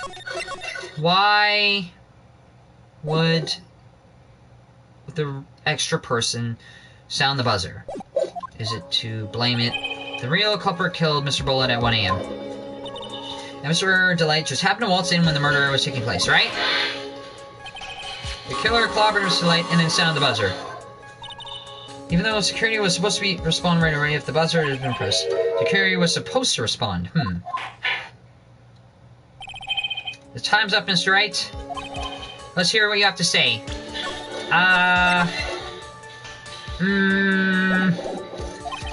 Very well then. Oh ho, you got some guts. I like that in an opponent. Why did the real killer sound the emergency buzzer? They didn't mean to call the security guard to find out what it did. I don't think they didn't mean to. Nobody does anything they don't mean to unless it was Maya. That's a different story. To find out what it did, obviously they would have known what it did. To call a security guard. The killer knew if they pressed the button, the guard would come running. And that is exactly what they wanted. Do you mean to say the killer called the guard on purpose? Yep. Yes. Although it turned out he never showed up. Because he was getting his clock cleaned at the time. Ha! What a touching story. They're saying the killer had a change of heart and called the guard to turn himself in. Nope, he wanted to somehow frame my client for the murder. No, I'm not. When the buzzer sounded, there were 3 people in the office. The victim, Kane Bullard, who was already dead. The defendant, Ron DeLay, was out cold. And the 3rd person, the real killer. Is it Abby? It is. Hypothetically, yes. Now then, if in this situation, if the real killer made an escape, what would happen? The only one left in the room would be the victim and Ron DeLay. And if any security guards came running in at that time, they would think that I was a murderer. Yep. Yes, that was precisely the real killer's objective. To frame Ron DeLay for the murder! You have any objections for this, kiddo? Come on! Cough up the arguments. Phew! You don't have any arguments left. Well, I'm flying through this. Order, order, order! Ha! It would seem. I've been made to eat my words once again. Actually, you've been made to do a spit take with a cup of coffee. Mr. Wright, who was it? Who's it that tried to frame me? Wait. Wait a second, I'm the one and only Master Mask, so... Nick, you mean the real killer is... It's Luke at me, isn't it? We're gonna drag that person in here right now. But, who is it? I don't have any solid proof, but think about it. The killer knew Mr. Delight's identity, and they also knew that he had been called to the KB security that night. So the killer used him to execute a well-crafted plan to murder Kane Bullard. Who do I know that is that sophisticated enough to come up with a well-crafted plan? The following clear group. Now, let's hear your accusation, Mr. Wright. Who is it that framed Mr. Ron DeLay for the murder of Kane Bullard? Who's that sophisticated? Acknowledge that he is, in fact, masking us, so... Take that! Luke at me. Detective Luke at me. He's the only one who could have done it. Ace Detective, Luke at me. You mean Master Mask did it? Your Honor, the person being tried in the court next to us is not Master Mask at all. What? He isn't actually the true murderer of Kane Bullard. How? How was he? Order, order, order, Mr. Wright! Explain yourself. Theft and murder, which is the more serious crime? Well, they're not even close. Murder is a more serious crime, of course, because killing another person is way higher on the felony charge than simple larceny. It's capital crime subject to capital punishment. Please remember the trial from yesterday, if you would. When Luke Adney confessed, there was a huge commotion in the courtroom. Of course, a famous detective was unmasked as well as Master Mask.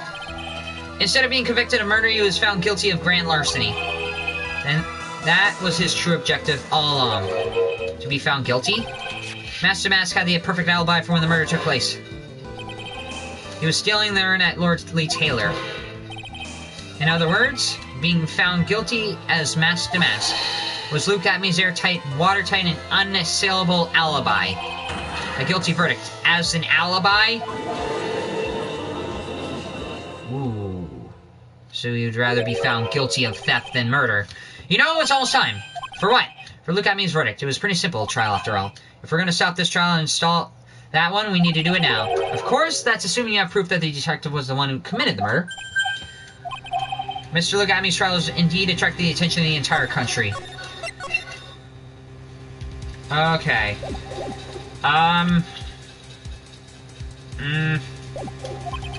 If we were to player change the image for one of your groups, what the hell? If you were to intrude and fail to provide adequate proof of this true crime, Mr. Light would be left with no grounds for appeal. Am I really sure about this? Ha! A bet's only good when your life's the ant. Mr. Wright, I believe in you. Mr. Delight.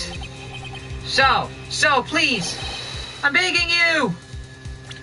Proof that he was there. I'm trying to think about that one for a second. Here in the basement, moved again that night. Central before the heist.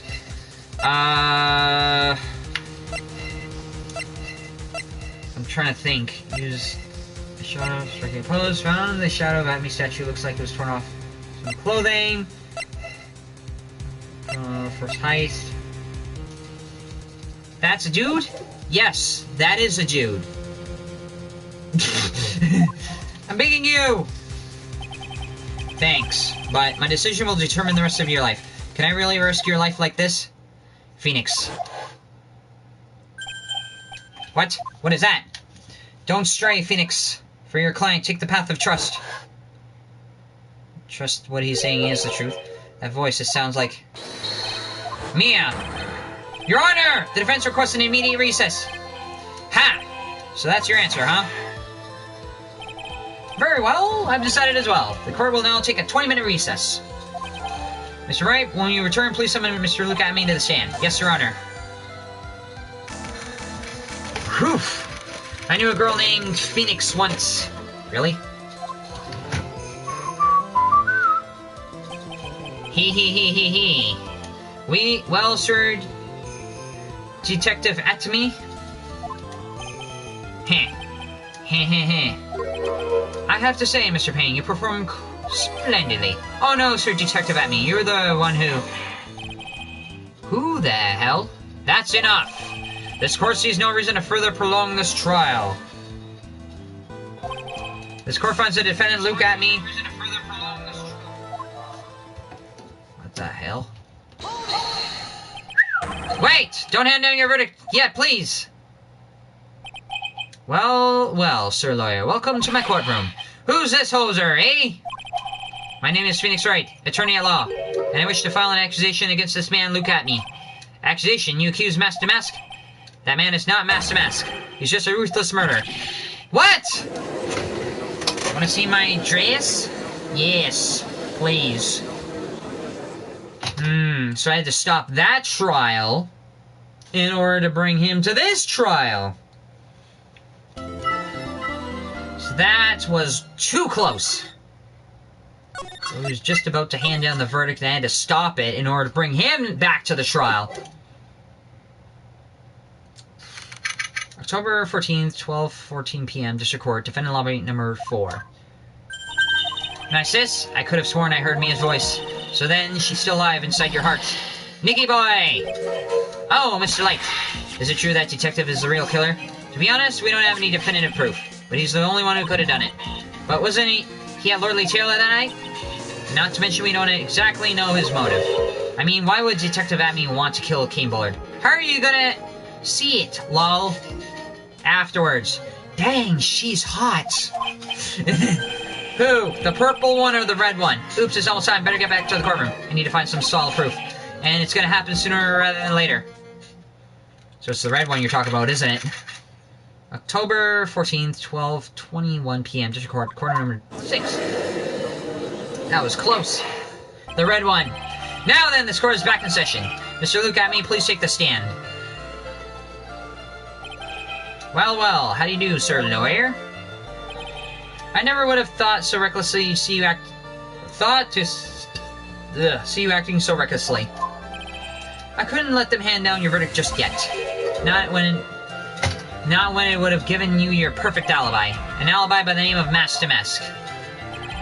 I'm sorry, I'm afraid even the great Luke Atomy has no idea what you mean. Of course I have been in the next courtroom ever since 10 o'clock this morning. I'm afraid there's no way I could know what's going on in here. You've been in the defendant's seat all day long, correct? Being tried as Master Mask. Indeed! It's true child's play to fool the ignorant masses. Not only did the poor fools ask me to protect their valuables, they even gave me a generous reward upon returning their own property to them. Take this red diamond ring that sparkles behind my divine finger, for example. So you continue to insist that you're in fact Master Mask. The man with the nose, though, he's got Pinocchio syndrome. Of course! Very well then, look at me. Look at me. Let us begin with a simple question. On October 12th at 1 a.m., Kane Bullard was murdered. Where were you at that time? One without knowledge lacks even the knowledge that he should be ashamed of himself. But don't worry, I will not hold it against you, Mr. Judge. Thanks. Alright, Mr. Atomy, the night of the murder. Speak! We're all ears. I thought you were all noses. As you wish, Sir Prosecutor. The alibi.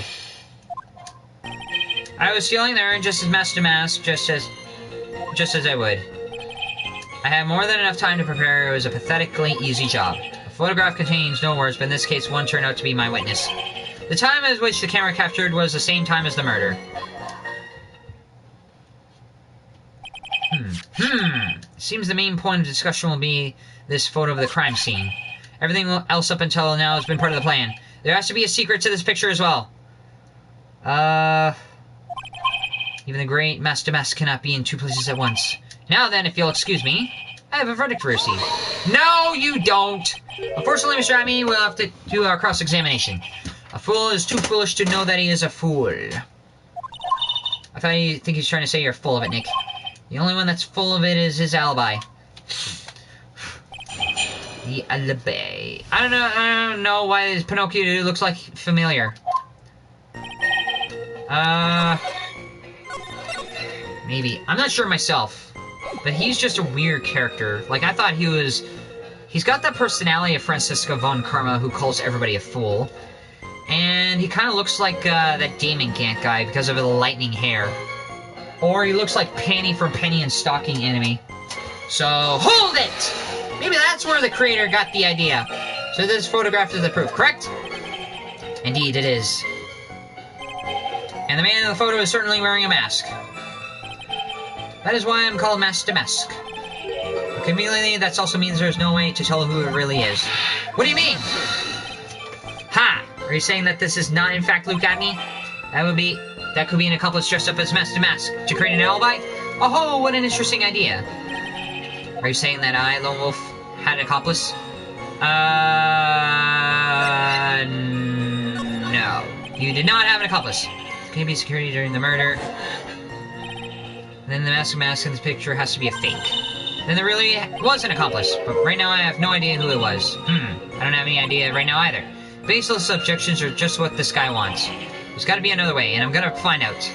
I have more than enough time to prepare. It was a pathetically easy job. Hold it! I believe Adrian Andrews hired you at one point. That's right, that was over 20 days ago, if I'm not mistaken. You sent the calling card to Lordly Taylor 10 days before the heist. That would mean you sent out the card after you began your security watch, right? Indeed, there was no reason why I couldn't do both jobs at once. It was a perfect opportunity to steal my latest target. I see. You're truly evil, aren't you? Yes, evil is what I am. Yeah, hey Nick, is there something odd about this? Detective Atme was always proud of his ace detective skills, right? But if the urn was stolen from Lily Taylor while he was the only one watching, he'd have no way to maintain his perfect ace detective persona. You know, that's true. It's kind of odd. The photograph contains no words, but in this case, one turned out to be my witness. Hold it! So by photograph, you mean this piece of evidence here. Is that correct? Indeed it is. That is it. The very thing that proves I committed the crime. The very thing that proves you committed the crime. When you think about it, it's really odd. Say that as if you had the picture taken on purpose. He was simply caught by the very camera that he had set up. We all had days like that. Indeed, it turned out that there was no such thing as the perfect crime after all. Life is truly an ironic thing, a sad blue melody. It looks like I better gather more information for now. If he is truly the killer, there's gotta be something phony in that photo. The time in which the camera captured the Master Mask was the same time as the murder. Okay. There's something off about that photo, but what? Let me take a good, long, hard look at it.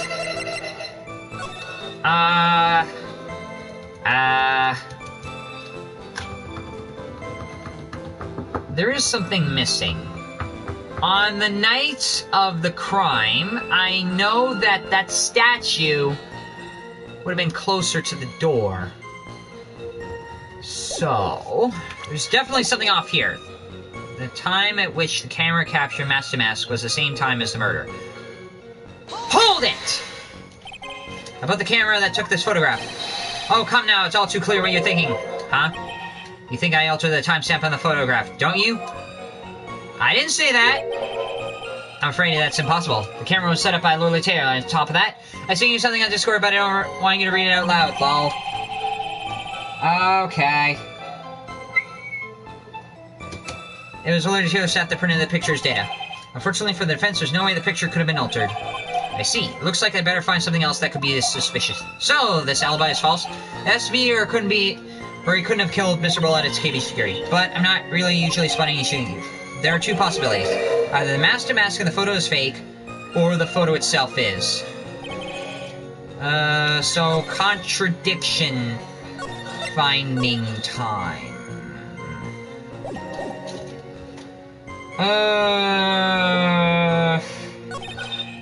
More than enough time. It was a pathetically easy job. A photograph contains no words, but in this case, one turned out to be my witness. Okay. I feel like I'm missing something. But what?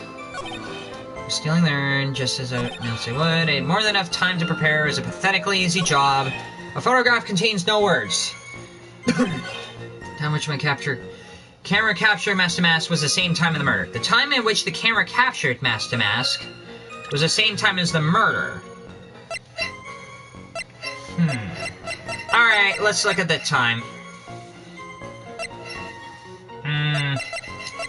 The murder, time of death was at 1 a.m. Cerebral hemorrhaging, blunt force trauma to the head. And the time of death from the security camera was almost a minute and a half. It wasn't the same time. So... Objection! Shit! I fragged up! Objection denied. Shit. I don't think the judge... That won me any points with the judge.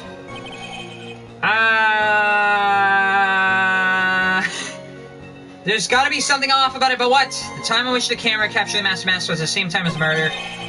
That was true, even though I fricked up. A photograph contains no words, but in this case, one turned out to be my witness. What happens if you lose? If you lose all the bars, your client gets a guilty verdict and game over!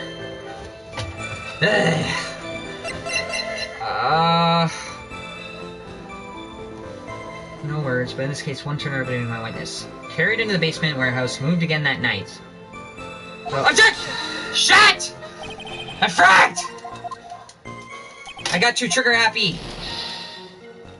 Don't get too trigger happy. I had more than enough time to prepare. It was a pathetically easy job. Like you would have to start all over again? Yes. But it's a good thing I saved it, so... I'm gonna save it right now. Or I'll just have to look at the frackin' walkthrough. Because... I was stealing the urn as Master Mask just as I announced I would. I had more than enough time to prepare. It was a pathetically easy job. The whole series? No, just the last I saved. Screw it! I'm looking over the walkthrough. Phoenix. Wright.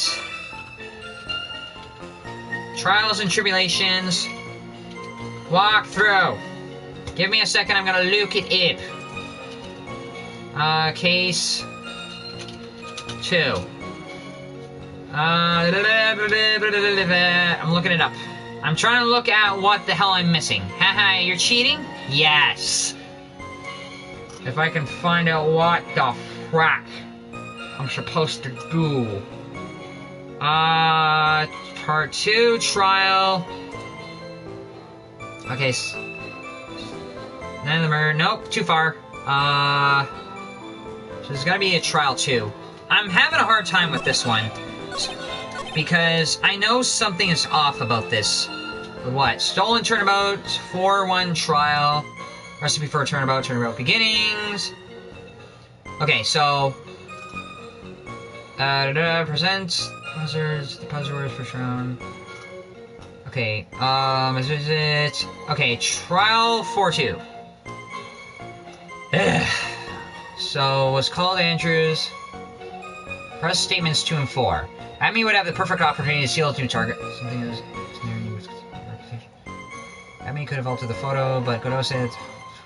After pressing both these statements, you can press... Just the photo proves this crime. Okay, there we go. Well, the music is very fitting. A photograph contains no words, but in this case, one turned open to be my witness. So, hold it! So by a photograph, you mean this piece of evidence. Indeed, that's it. The very thing that proves I committed the crime. The very thing that proves you committed the crime? Surely you even understand by now. Lily Taylor provided the camera, so there's no way I could have tampered it. That means I could not have killed Kane Bullard unless I had an accomplice. Okay, so... It is... I'm given the it's just the photo proves this crime, but something you've given the option, you bet there is. Based on the warehouse in the picture, so will they capture it? It's gotta be there. Isn't there something funny? You bet there is. There we go, finally. Are you simply implying that the picture is a fake? You bet I am. There's definitely something strange about this picture. We took a long look around the basement warehouse that night before we left. There's something in this photo that doesn't match the memory of that night. Very well, then let's hear what you have to say. What in the photograph do you find funny? This right here. Take that! The funny part is right here. Why? This is a blood stain. Nope, that's a paint stain. It looks like blood because I feel like your favorite game is Livestream. Ha! Blood! Now this case is getting interesting. Not exactly. This stain is actually a pink stain. Oh, just paint, and peach colored at that. From blood to peaches, a judge sure loves going on his wild tangents. The problem is with this photograph is not the paint. The problem is, when you consider the layout of the basement warehouse, it turns out that something that should have been there is nowhere to be seen. Well, Mr. Wright? What is supposed to be in this picture instead of the paint stains? This. Carried into the basement warehouse on the day of the crime, moved again that night, so take that! The supervisor of the treasure exhibit stated the following. Well, there's a good reason for that. On the day of the crime, around noon, that golden statue just happened to arrive on the mountain from the mountain training hall. I realized the statue would have been a perfect size for covering up the paint stains. That's why I put it where you first saw it. I myself was there on the night the theft took place and saw the paint on the statue on the spot. If the picture was truly taken on the night, then the statue would have been there. But when I went there the day after the theft, that statue of the old bag was sitting in the corner. Perhaps it was somehow pushed there accidentally. Your Honor, the statue is slightly larger than yourself and quite heavy. It would take more than an accidental push to move it in that distance. Ha! In that case, could you prove it? Prove what? Can you give us the rhyme and reason as to why the statue was moved that night? To create an alibi. Somehow. Can you do it, Nick? Never mind who moved it. The real question is, why did they move it? Well, Mr. Wright, I hope you're prepared with your answer. Now then, who was the one that moved the golden statue on the night of the crime? It was Luke at me. He reminds me of this Star Trek character. It was you! Because you were in that basement. The one who moved the statue is none other than Luke at me. Come now, Sir Lawyer. There you go again with one of your strange delusions.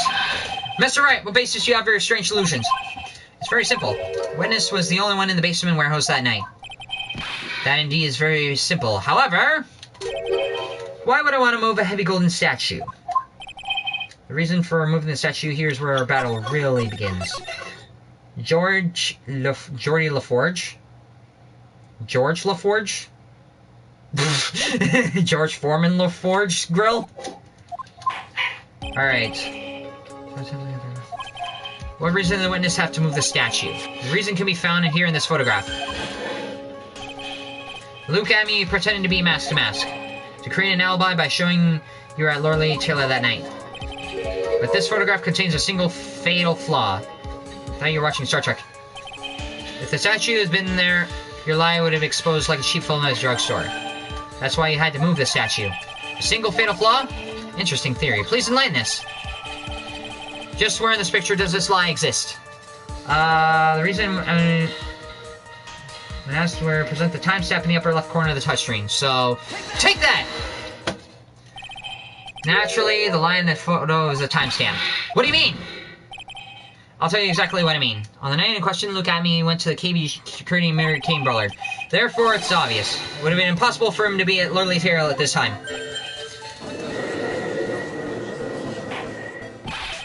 But what does that have to do with the statue being moved? Remember, if you will, Your Honor, when was the statue placed besides the warehouse door? Well, the statue was taken down in the warehouse on the day of the crime, and it was placed there in order to cover up the paint. Exactly. Luke Abney had already decided the time he was going to kill the victim, and so in order to create an alibi for that time, he took the picture days before the murder took place. What in the... Of course, the statue hadn't been brought down to the basement warehouse yet. Ah! So on the day of the crime, Mr. Abney has been quite nervous. As nervous as a long-tailed cat in a rocking chair factory, so to speak. Why? Because something that wasn't supposed to be there had been brought down in a place where it wasn't supposed to be. And that is why Luke Abney had to move the statue on the night of the murder. He did it to make the room match the way in which it had been in this photo. Ah! Order! Order! Mr. Abney, is this true? One moment, Your Honor. Have you forgotten this? What's that? The data for the basement warehouse computer. According to this, the camera did indeed go up the night of the crime. It's true that the camera has been set up by the Lorelei Taylor staff. However, the program used to manage the data was yours. That alone could be allowed to... That alone have allowed you to tamper with the data. Ah! Ah! Order! Order! Mr. Godot, what is the meaning of this?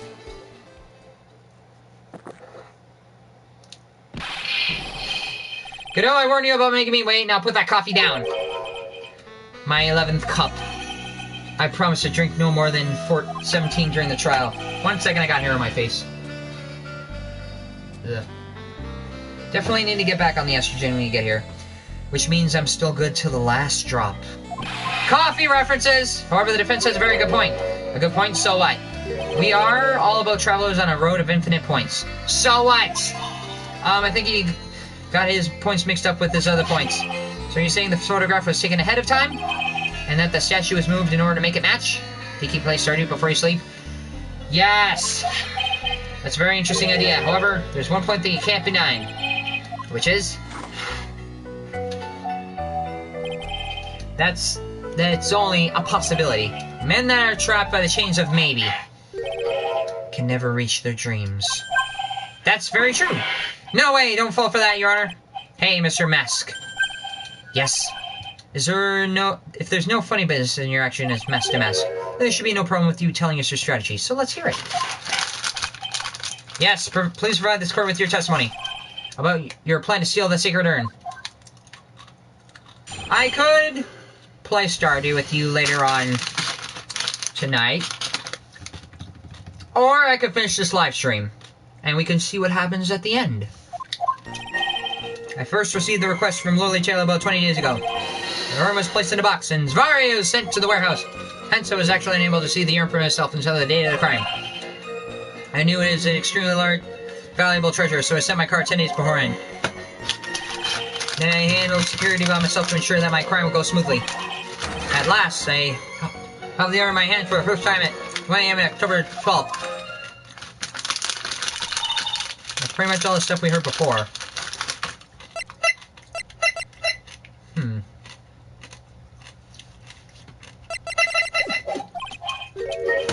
Yeah, but we gotta find the truth in the nuggets of information he gave. Witness, you're sure there are no mistakes this time?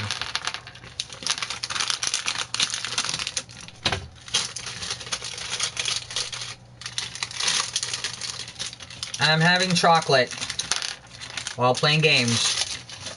I am very content with myself. I thought it would be best time if you're working tomorrow, and Monday is the night before I leave. Zvari! Very well then, Mr. Wright, may begin your cross-examination. The Sacred Urn Heist. I first received the request from Lorelei Taylor about 20 days ago. Hold it! You're asked to gather the urn by Miss Andrews, is that right? Indeed, it seems that they have heard of my Zvarkling reputation. I can see Miss Andrews is still attracted to weirdos. You better watch out too, Maya. The urn was placed in a box and Zvari was sent to the warehouse. Hold it! You mean this box? Yes, that pathetic box. Lady Andrews was specially taken with that urn. And she wouldn't let anyone enter the storeroom, not even me. Huh? Interesting, new tidbit. And so I was actually unable to see the urn for myself until the day of the crime. Hold it! So what would it be? So you're sure that you have never seen the urn before? Indeed. You may ask the Lady Andrews to confirm for herself. My security was focused entirely on the entrance to the warehouse. However, I look at me, will not let no information whatsoever slip through my fingers. I knew it was extremely valuable treasure, so I sent my card 10 days beforehand. Hold it! You mean this calling card? That's right. That is, without a doubt, my calling card. Let's see. I guess Mr. Delight didn't make this after all. Of course, because Admin knew about that emblem. So what would it be? Do you want to watch the rest of this game, or do you want me to end the live stream at some point and play started with you? Making this card authentic would have been a child's play for him. Then I handled security by myself to ensure that my crime would go smoothly. Hold it! Then no one entered the basement warehouse. Unfortunately, there are many different treasures being taken there. Thus, for a period of approximately 5 days, people are indeed going in and out of the warehouse. At last, I held the urn in my hands for the first time at 1 a.m. October 12th. Hold it! I'm interested in this, but I really miss Stardew. I miss Stardew a lot. We can play it tomorrow. Who's, huh? Indeed, to be honest, even the photo was taken. I didn't think it would be terrible much. Hey, Nick, if this photo is a fake, Detective Atme might have stolen the urn whenever this was taken. That's true. You know, he's been saying that he never saw the urn until at night. If you can prove that he's lying there, we can wrap this up and put a bow on it. We need to take a good hard look at the court record. Not a lot to go on, is there? That detective's been covering his tracks. Are you woking tomorrow? Yes, I'm woking. There's only one thing we need to prove in the cross-examination. That he took this photo well before the actual night of the crime. Alright then, how do we do that? There's one thing that Amy stated very clearly. That he had never seen the urn before he stole it. So how does he know that we need to prove that he's lying? And how do we do that? Present the blackmail letter at statement 3. 1, 2. So wait, what? Amy has been involved in Master Mass cases. You recover the item. Present the blackmail letter at statement 3. What? No. And the card says, take her the speckled urns. Okay. Speckled urn, the speckles, the card referring to... Okay, hold on a second. Okay, let's,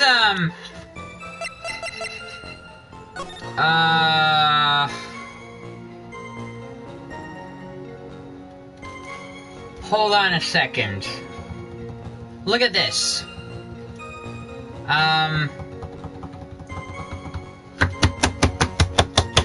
Okay. This card, this calling card, was sent by this guy. So, this is his product. But, look at this. Sent before the heist, the emblem is top secret. It was sent by Luke Atme. I will be coming to Perline the most precious work. Take care of the speckled urn. Won't you? The speckled meaning the pink splotches. So the whole point... And so I was unable to see the urn for myself until the day of the crime. So, objection! This calling card calls you out. Because you knew about the urn. You knew it was speckled. But that's something you shouldn't have known. Does that mean if you really are Master Mask, then you also wrote this calling card, correct? But of course. Is there a problem with that calling card? Allow me to read a passage from the calling card that Master Mask has written. Take care of the speckled urn. Now, the speckled here surely refers to the pink pattern on the sacred urn. Yes, that is true, but so what? Truth be told, there is no way that Master Mask could have known about this pattern. But, what do you mean? This pink spot pattern on the urn is actually nothing more than paint stains. Paint stains? And these stains did not appear until after the urn had been taken to Lord Lee Taylor. Huh! So he did know, even though he's saying he didn't. I'm not finding this joke to be very funny, Mr. Wright. The day the sacred urn was taken to the warehouse, the urn was broken due to human error, or should I say, an error-prone human. And that is when the paint got on the urn. Ah! You can't be serious. And yet this calling card clearly mentions the paint pattern. Which means Detective Amy had seen this urn long before the crime ever took place. In fact, he saw it when this fake photo was taken. Phew! And that's because this photo is a fake. Your alibi for the name of the murderer no longer holds water.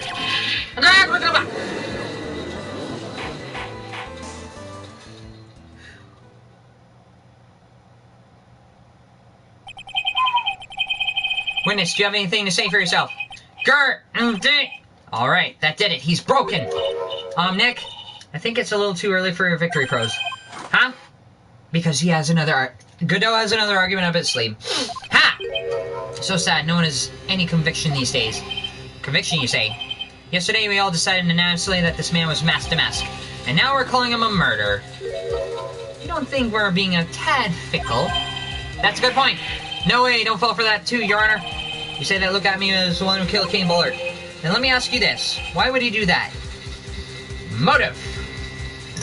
Ugh.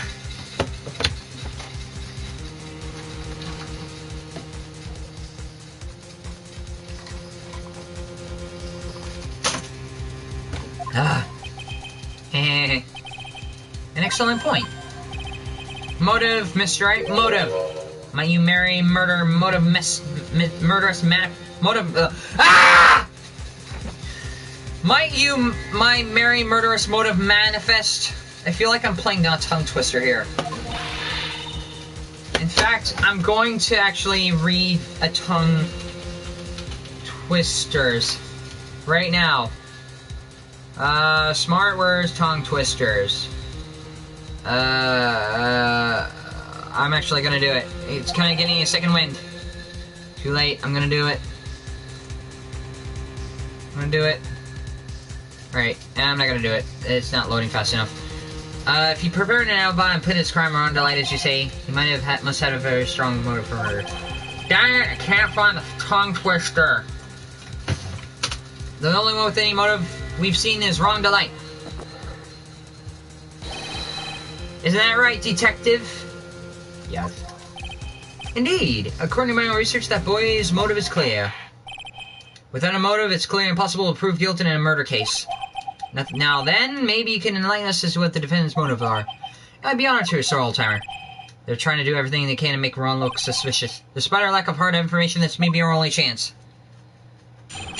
Motive for murder. I, Look At Me, had no points of contact with the victim whatsoever. Mr. Kane Bullard decided to investigate mask to mask and simply mistook who he was. It was Mr. Bullard who wrote the blackmail letter and sent it to Ron Delight. And it was, again, Mr. Bullard who harbored a grudge against Mr. Delight for his betrayal. Mr. Bullard's mistake is quite excusable. The defendant truly believes he is mask to mask. That is why Mr. Delight saw it fit to kill Kane Bullard. Truly tragedy. So the victim, Kane Bullard, blackmailed the defendant. This is the blackmail letter found in the defendant's apartment. A handwritten test confirms that Mr. Bullard was indeed the one who wrote the letter. What? Found written by...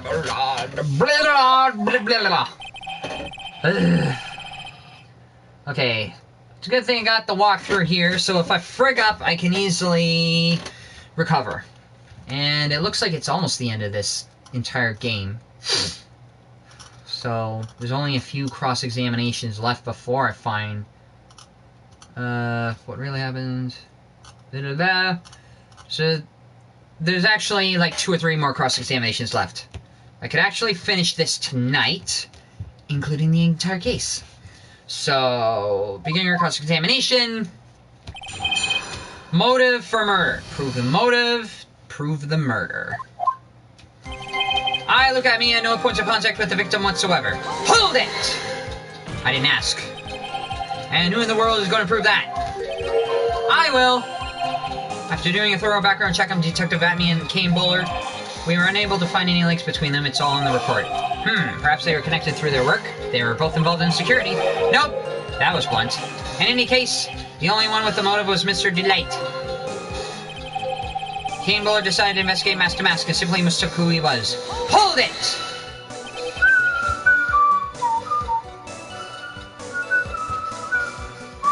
Mistook?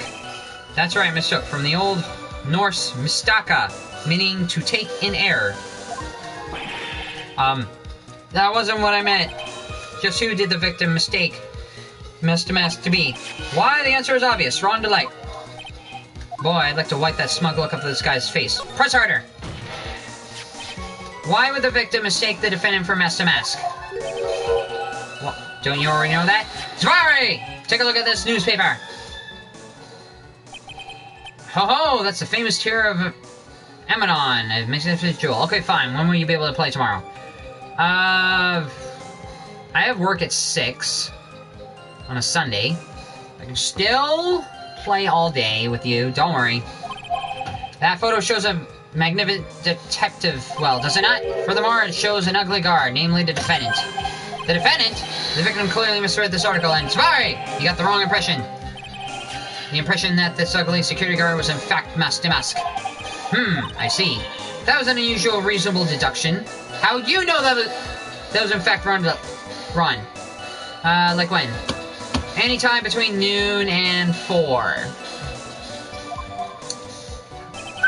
It was Mr. Burlow who wrote the blackmail letter and sent it to Ron Delight.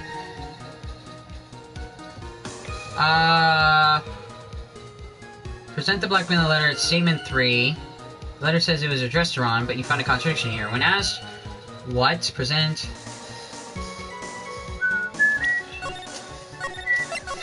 Okay, so I'm having an information overload in my mind, probably from too much sugar. So... Hold it! You mean the blackmail letter right here? It says $50,000. And the handwriting is, without a doubt, the victim's. Would you at least chat for a bit before you sleep? Yes. There's no mistake, we have an official report to prove it. But I don't see an addressee on this letter anywhere. An addressee? This letter was discovered in Ron Delight's apartment. And Mr. Delight did show up at the designated place and time. The fact that there is no addressee is irrelevant. I wonder... What's up, Nick? I just had a thought. What if the blackmail letter wasn't meant for Mr. Delight?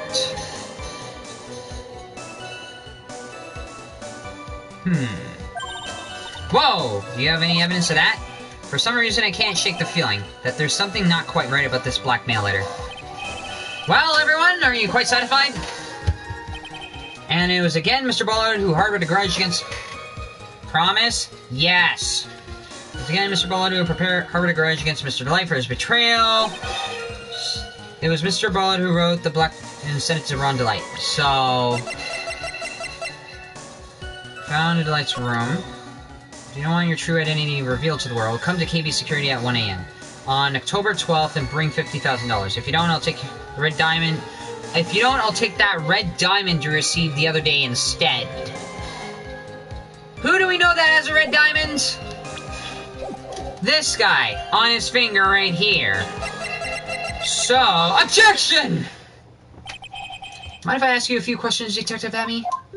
Also, I kind of don't want you to finish out it tonight because I wanted the series to last longer. Lol, lol, lol, lol, lol! Well, it's just a few guesses, that's alright. When you said that this letter was addressed to Ron Delight, I couldn't help but notice one major contradiction. Contradiction? So, newspaper clipping, let's see, 3. I don't know if walking contradiction, gets you up like that. You're the one to talk. At times like these, men are made to express themselves with their fists. Why don't you show us what you got there, Junior? Indeed, time to man up, Mr. Wright. Show us the contradiction evidence in the context of the blackmail letter. But the first ice guard... Stolen gem and thief. The precious gem, the Cheer of Memnon, priceless. Take that! Take a good look at this newspaper clipping. Stolen, the gem, and thief. It contains a picture of the Tear of Emanon, the stolen jewel. What about it? Problem is this jewel's color. Color? I'm not much for discussing color myself. According to the clipping, the color of the stolen jewel was blue. However, in the blackmail letter, a totally different jewel is mentioned. The take that red diamond you received the other day. Red? Which means the red diamond described in the blackmail letter is not the Tear of Emanon that Master Mask stole at all! And your point is, Mr. Wright? So you're trying to say that this blackmail letter was intended for someone else? And what is it you're trying to say, right, Wright? What is it you're trying to say, right, Mr. Wright? Well, what is it you're trying to say, right, Nick? Is this the last trial? Yep. Yes! This is who Kane Bowler was actually blackmailing. Look at me. So, take that! Naturally, it was you, Detective Emmy. Do you have some sort of basis for that claim? You have been personally involved in every single Master Mask case. And in the last case, you recovered what was stolen. And you received that jewel as your reward. A jewel? Probably the one wrapped conspicuously around your finger. The red diamond ring! Get it! After you finish this trial, you finish the whole series? No, there's still at least 3 more episodes left. Then, this whole game is finished. That is the diamond referred to in the letter. Which means that Kane Bowler wrote that letter in order to blackmail you! Got it! Order, in the court! It seems you've gone too far with your childish pranks, Mr. Wright. Uh-oh, I don't like the way you said that. Kane Bowler blackmail Luke at me. Are you for real? Yes, I am. Nick, come on, stand up to him. The answer, me. This! The blackmail letter contains the following passage. If you don't want your identity revealed to the world. Yes, it certainly does. Okay. Kane Bowler threatened to make Luke at me's identity public knowledge. An identity, so he wanted to keep it secret. So just what was that identity?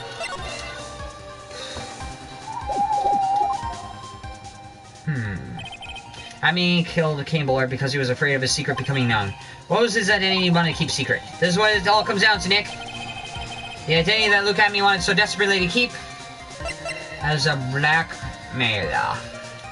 Not as Master Mask, not as an ace detective, but as a blackmailer. Look at me was a blackmailer. Objection. Hey now, isn't that a little different from what you've been saying? You said that Kane Bowler was the one blackmailing Luke at me. Are you saying that Atme was blackmailing someone else on top of that? You have to admit that does sound a little odd. It's not odd, it's the only thing that makes any sense. Kane Bowler was blackmailing Luke at me. Also check Discord again, but don't. But Ron DeLay was also being blackmailed by a certain someone. So, do you start receiving blackmail letters after this incident? Yes, just a few days after the Tear of Emanon heist. After that, I started getting the plans in the mail. I received plans from some very kind person, incredibly detailed plans. Detailed plans? In which case, that would mean that Ron DeLay was actually Master Mask. That was what we were claiming. Someone else came up with the plans and had Mr. Delight steal his target sperm. And that someone was none other than Luke at me. Shush! Silence! Hee. Now, see, it's all becoming clear. What is? When you were in grade school, you received the same report card every year. Careless, with a tendency to jump to conclusions. Am I wrong? How do you... You say that Luke at me was blackmailing Ron DeLight. In which case, I would naturally know about the relationship of Mask to Mask. Well, yes. Ron DeLight started receiving plans from his second crime onward, correct? Which means I learned of his identity when he committed the first crime. Good point. You certainly couldn't have blackmailed him otherwise. Check Discord, but don't read it out loud. Fine! 1 second. I'm gonna read it. Let's see some hot, bitter evidence. During the first crime, how did Luke at me know that Ron DeLay was Mask to Mask?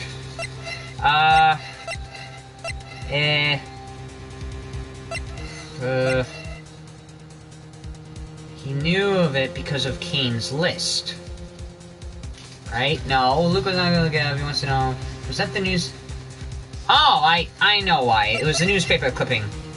So the guard in the photo is Ron DeLight. So take that!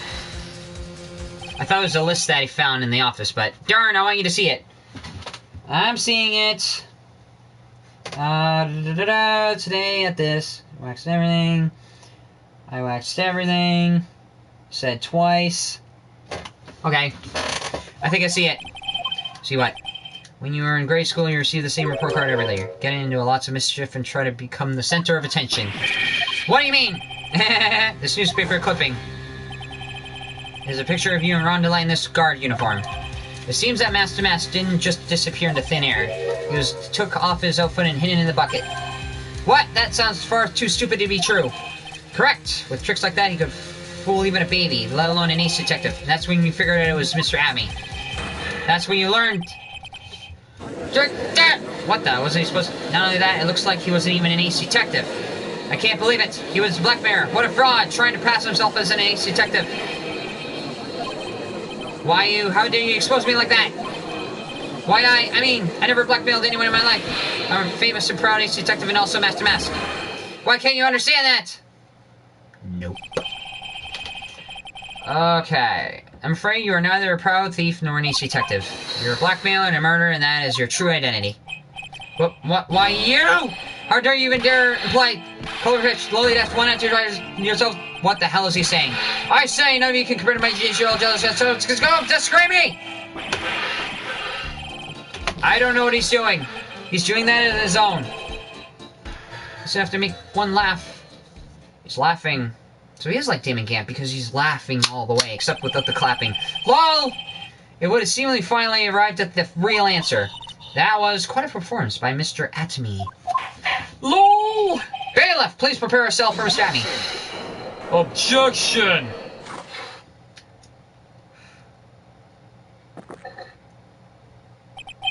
The hammer that strikes too fast has no time to aim. Also, what you'd like to see? See what? See what? I don't know. What do you mean? I'm already prepared to deliver my ruling. Allow me to say one thing. I will be the one to judge. You don't get much more than your face in that. It appears that your claws aren't quite sharp enough, Mr. Trite. What do you mean? What do you... It's true that you've proven a lot of things. Things like that Abney was a filthy blackmailer, and that he wasn't at Lord Lee Taylor the night of the murder. That's right. That's why he's the one who killed Mr. But... There's still one thing you have yet to prove. What's that? Just because he wasn't at the warehouse doesn't mean he was at the murder scene. Therefore, if you can't prove that this pitiful excuse for a man was at KB security, then I don't see how the verdict can be delivered. No way! And I waxed everything. Yes, you did. You said that twice. Order in the court. Well, Mr. Wright, this is it. This is the final round. Oh. Ooh! I gotta prove that Abney was at Mr. Bullard's office that night. But, can you really prove that? That's long enough, Mr. Trite. I want to hear your answer. That night, Luke Abney was at the KB security guard. I can't prove it. I can't prove it. Do you want to see, though? Yes. Just as I thought. But, if we hear more of it, Detective Abney's testimony... Unfortunately, that's as far as you go, Mr. Trite. What do you mean? I wouldn't allow for any more testimony, that's what I mean. What? Have you forgotten? Luke Abney is here after we interrupted his own trial, and you have failed to prove that he committed the murder. I think it's time for the witness to return to his own trial, and face his guilty verdict as Master Mask. No! Well now, Sir Lawyer, it seems that love wins out in the end after all. That's not the kind of love that everybody is talking about. I'm the ace detective as well as Master Mask. My verdict will verify that. Just as Ron Garnetzx will verify that he is a true murderer. I'll declare that with the full force of my ace detectiveness, he is a frackin' fraud. Order in the court! That's enough deliberation. Wait, are you going through the walkthrough? Yes. I can't believe this. At this rate, Ron is... Don't give up now, Nick. We still have tomorrow. We can look for more evidence, and by then, it'll be too late. Huh? Why? Because the other trial will be finished and his alibi will be secured. Double jeopardy. One of the basic rules of any court of law. I know what double jeopardy is. It's a thing in court where if a person has been declared not guilty in a case, they can't be tried again for the same case because you're basically clogging up the court system. Double jeopardy. Should a defendant be tried and found innocent in court, that defendant cannot be tried again for the same crime. This is a fundamental rule of all courts, so we don't keep talking about the same case over and over and over. It applies to the witness as much as it applies to anyone else. Mr. Atme will be found guilty in a matter of minutes. Guilty as mass to mass, which means he'll be innocent as far as the murder of Kane Bowler is concerned.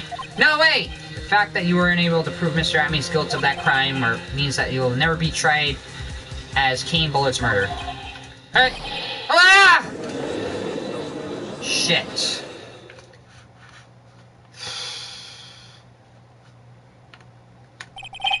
Now there's nothing I can possibly do to win. Even if Ron is claimed to be innocent, the real killer Luke Atme will go free. Wait! You have cross-examined every statement the witness has made here today, and as long as there is no more testimony, I'm afraid I have to declare that there will be no more questioning of this witness. Are there any objections? I thought this was the walkthrough.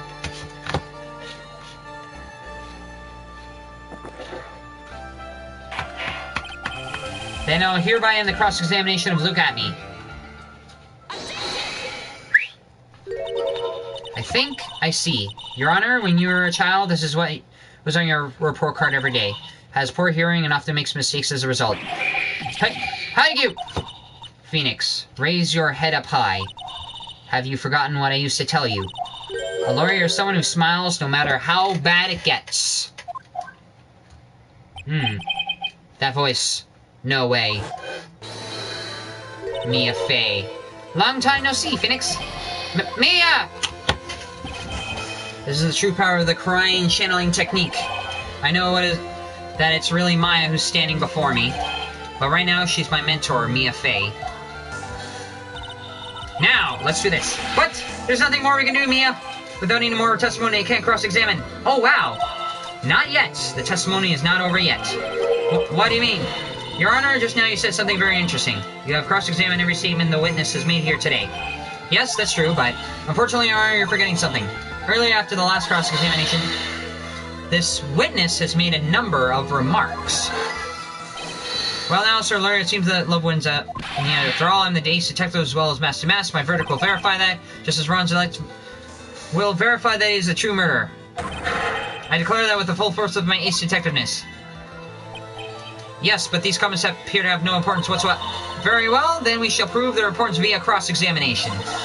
At any rate, as long as the witness has made these remarks, we, the defense, assert our right to question them. Is that all right with you, prosecutor?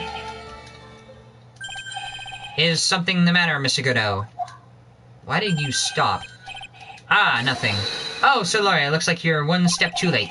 If you think such falsehoods would do anything to look at, let's hear it. Huh? It's true that the witness made some remarks. So then, let's hear this last bit of cross-examination.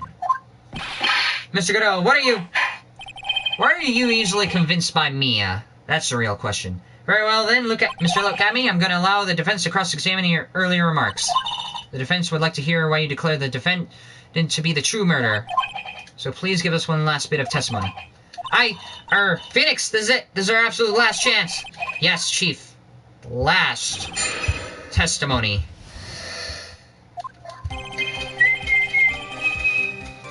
And it is true it was not at Lordly Taylor. I had to leave to see about another vitally important job request. I had known about the date beforehand, so I made this photograph ready. My brilliant deduction was to inform me that the true culprit was Ron Delight. And thanks to the key card and wallet, it was abundantly clear that he was there.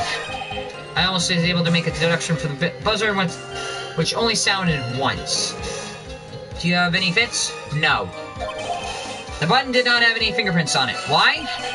The victim would have left prints if it sounded, which means the killer sounded it. Mr. Delight was wearing his Master Mask outfit, which is why he left no footprints. And the blackmailer, the victim likely just mistook the color of the jewel. Svari! Therefore, all the evidence points to that poor boy. Last chance! This testimony actually seems to hold up pretty well. The witness' earlier remarks did not appear to have been hastily prepared. All these points have been explained, and none of them seem to contradict anything. But of course! But how do you know about the emergency buzzer? The police investigation documents went directly through me, and I always look all over these documents. It's elementary, Sir Lawyer. Grr. Are you going to make even more troubles for us now, Sir Lawyer? I will not allow any of your usual shenanigans, Mr. Wright. Yes, Your Honor. We cannot postpone Luke Atme's trial any longer.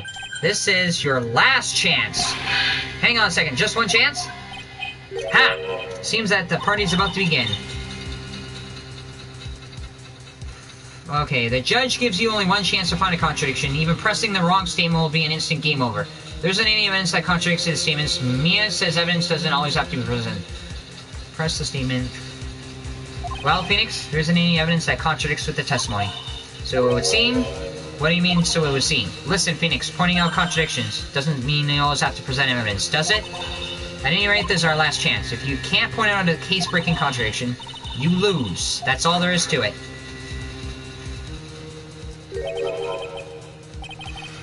Cup number 17, the last cup. It seems like the time has come to put an end to this trial. I have to find the fatal contradiction in this testimony. And I need to point out it without presenting evidence. Which means all I can do is find the contradictory remark and press it. Remember, you only get one chance. So in other words, well then, begin your cross-examination. I have to... There's a lot of coffee.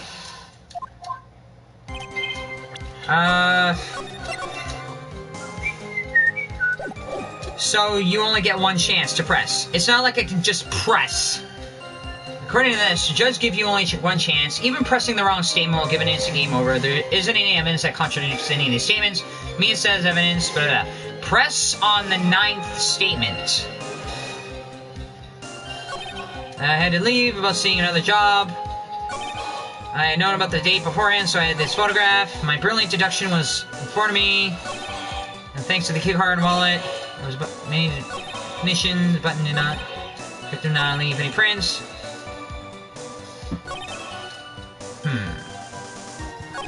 Okay. Mr. Delight was wearing his mask-to-mask outfit, which is why he left no prints. Now, the real question is, how does he know that? Hold it! I can only press on that statement. Mr. Amy, about this last remark. You still don't get it, do you, Trite? This isn't the time to be pressing the witness on every little statement. Nope. I'm afraid you're the one who still doesn't get it, Mr. Godot. What? Mr. Amy, it seems you have finally admitted that you were in the CEO's office on the night of the murder. How can you say that? Let's review your testimony, shall we, Mr. Amy? The button did not have any fingerprints on it. Why? Mr. Delight was wearing his mask-to-mask outfit, is that correct? Indeed, that's what I said. My deductions are absolutely proof. But how did you come to that deduction? You said so many times that you weren't there, but now you admitted something, a piece of evidence, a piece of information that says you were there. You knew this person was wearing that costume.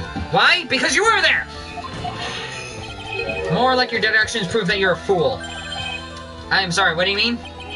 For some reason, I'm starting to get really thirsty. When exactly did we learn that fact that Ron DeLay was dressed as mask-to-mask when he went to the scene of the crime? That was, it was just a few hours ago. Back when my sixth cup was looking at me with a cold stare. Huh? Oh, I didn't forget to mention that before. I'm sorry, I just never had a chance to mention it until now. That's right. The defendant has yet to tell anyone else this fact before this morning. Therefore, the only people who should have known about this who've been watching this trial. Coffee dehydrates you. Grr! Do you understand now, Detective Atme? There is no way you should have known about that!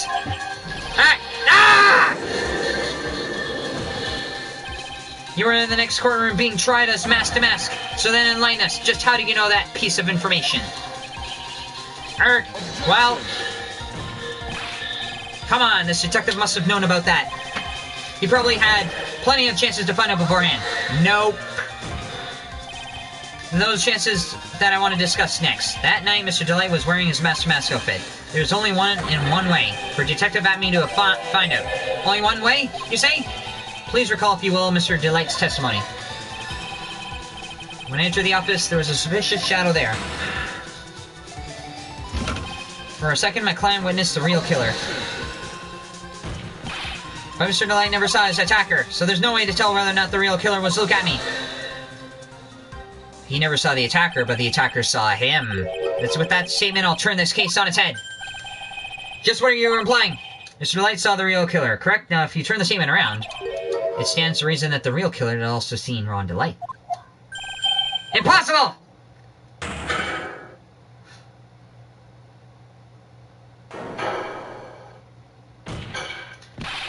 Detective Amy, you saw Mr. Mask at the murder scene that night. You saw him when you killed Kane Bullard and assaulted Ron Delight. That was the only way you could have known that Ron was wearing.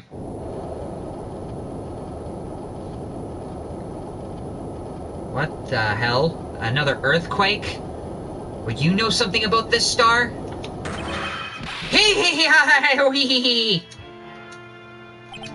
Take a good look, everyone. Unable to find a rival worthy of my Jesus, I was securing one by myself. Here I am, the Trojan Clown. That's the same line you gave yesterday.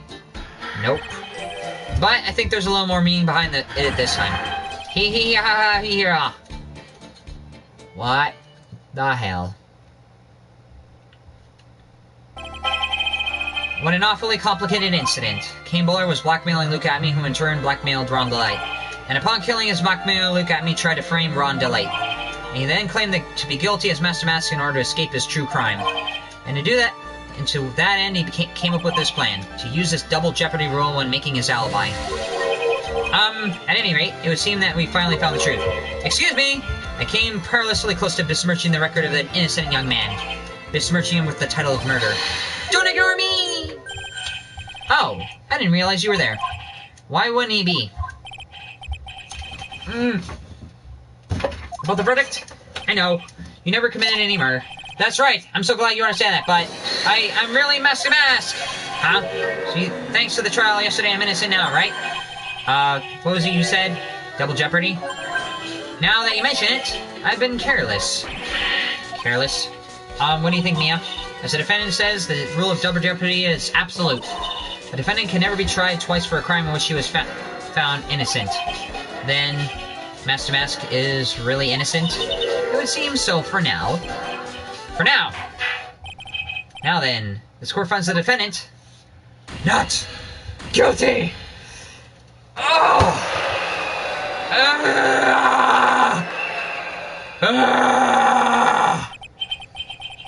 Boy, this is really lucky. Wait, this isn't going good after all. You see the thing, I'm still a Master Mask after all!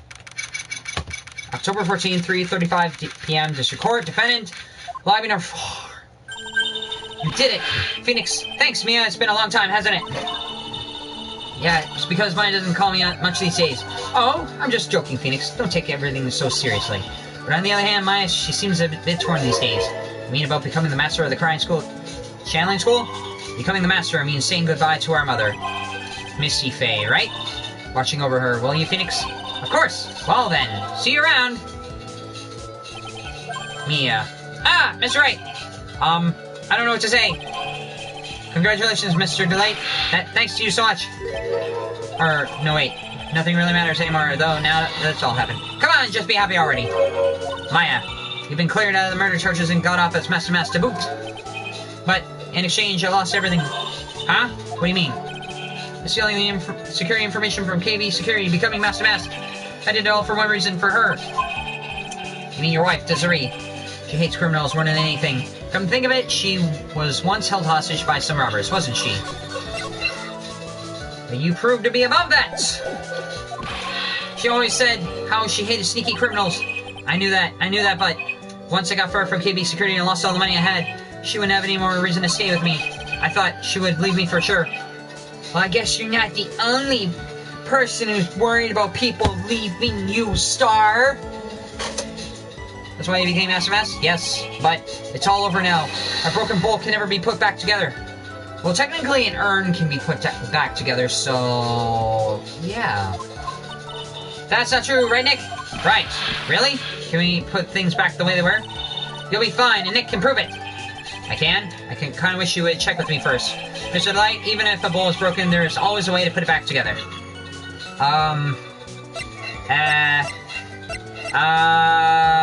Here!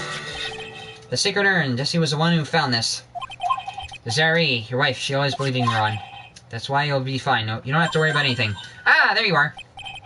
Mr. Light. You did it, Ronnie! You're innocent! I'm so happy! Also, I have motorcycle wheels for earrings! Ah, thank you! I appreciate that, but, I suppose you don't want anything more to do with me, do you? Ronnie, why didn't you talk to me about what was going on? I had no idea you quit KB Security. I never imagined that you were really Master Mask either. Mr. Light, what are you gonna do? What you do now? You're not gonna really leave him, are you? Come on, isn't it obvious, isn't it? How could I ever let a wonderful man like him get away? After all, my bike's really fast. So fast there's no way he could ever get away. But didn't you say that you hated criminals? Oh, I only hate people who act all cowardly and sneaky. Like that detective. I see. My Ronnie went and declared his crimes before he committed them like a man. I just love how a man who's so chivalrous. Chivalrous? I knew I was right about you. Every day I spend with you is excited, filled with thrills and excitement. Desi, I have a Prince Leia frickin' characteristic and somehow sport the masculinity. Those two things are absolutely contradictory. You really do love Ron, don't you? Nicky boy. Yes, I'm really glad I asked you to defend my Ronnie. Thank you so much. I'll never forget what you've done for us. Oh, well, take care of yourself. You too, Nicky boy. Go if I can feel my face going red. Mr. Nick, Mr. Maya, congratulations. Yes. Talk about bad timing. Mr. Nick, how could you? With another's mallet in front of Mr. Maya. No, you got it all wrong. I'll never forgive you. Never, ever. And that is when I lost consciousness. So just as the case came to a close, so did my consciousness. Ron said a broken bowl can never be put back together, but I know that's not true. I mean, just look. That urn was put back together. Here's a perfect example of one that was put back together even better than before.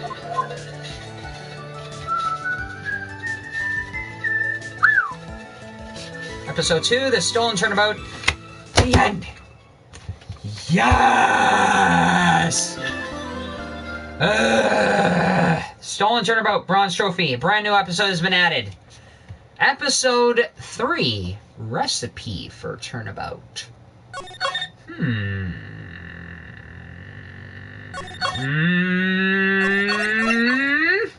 But I'm gonna stop it here because I'm tired and I need to lie down and I gotta talk to my girlfriend and blah blah blah at the end. Bye!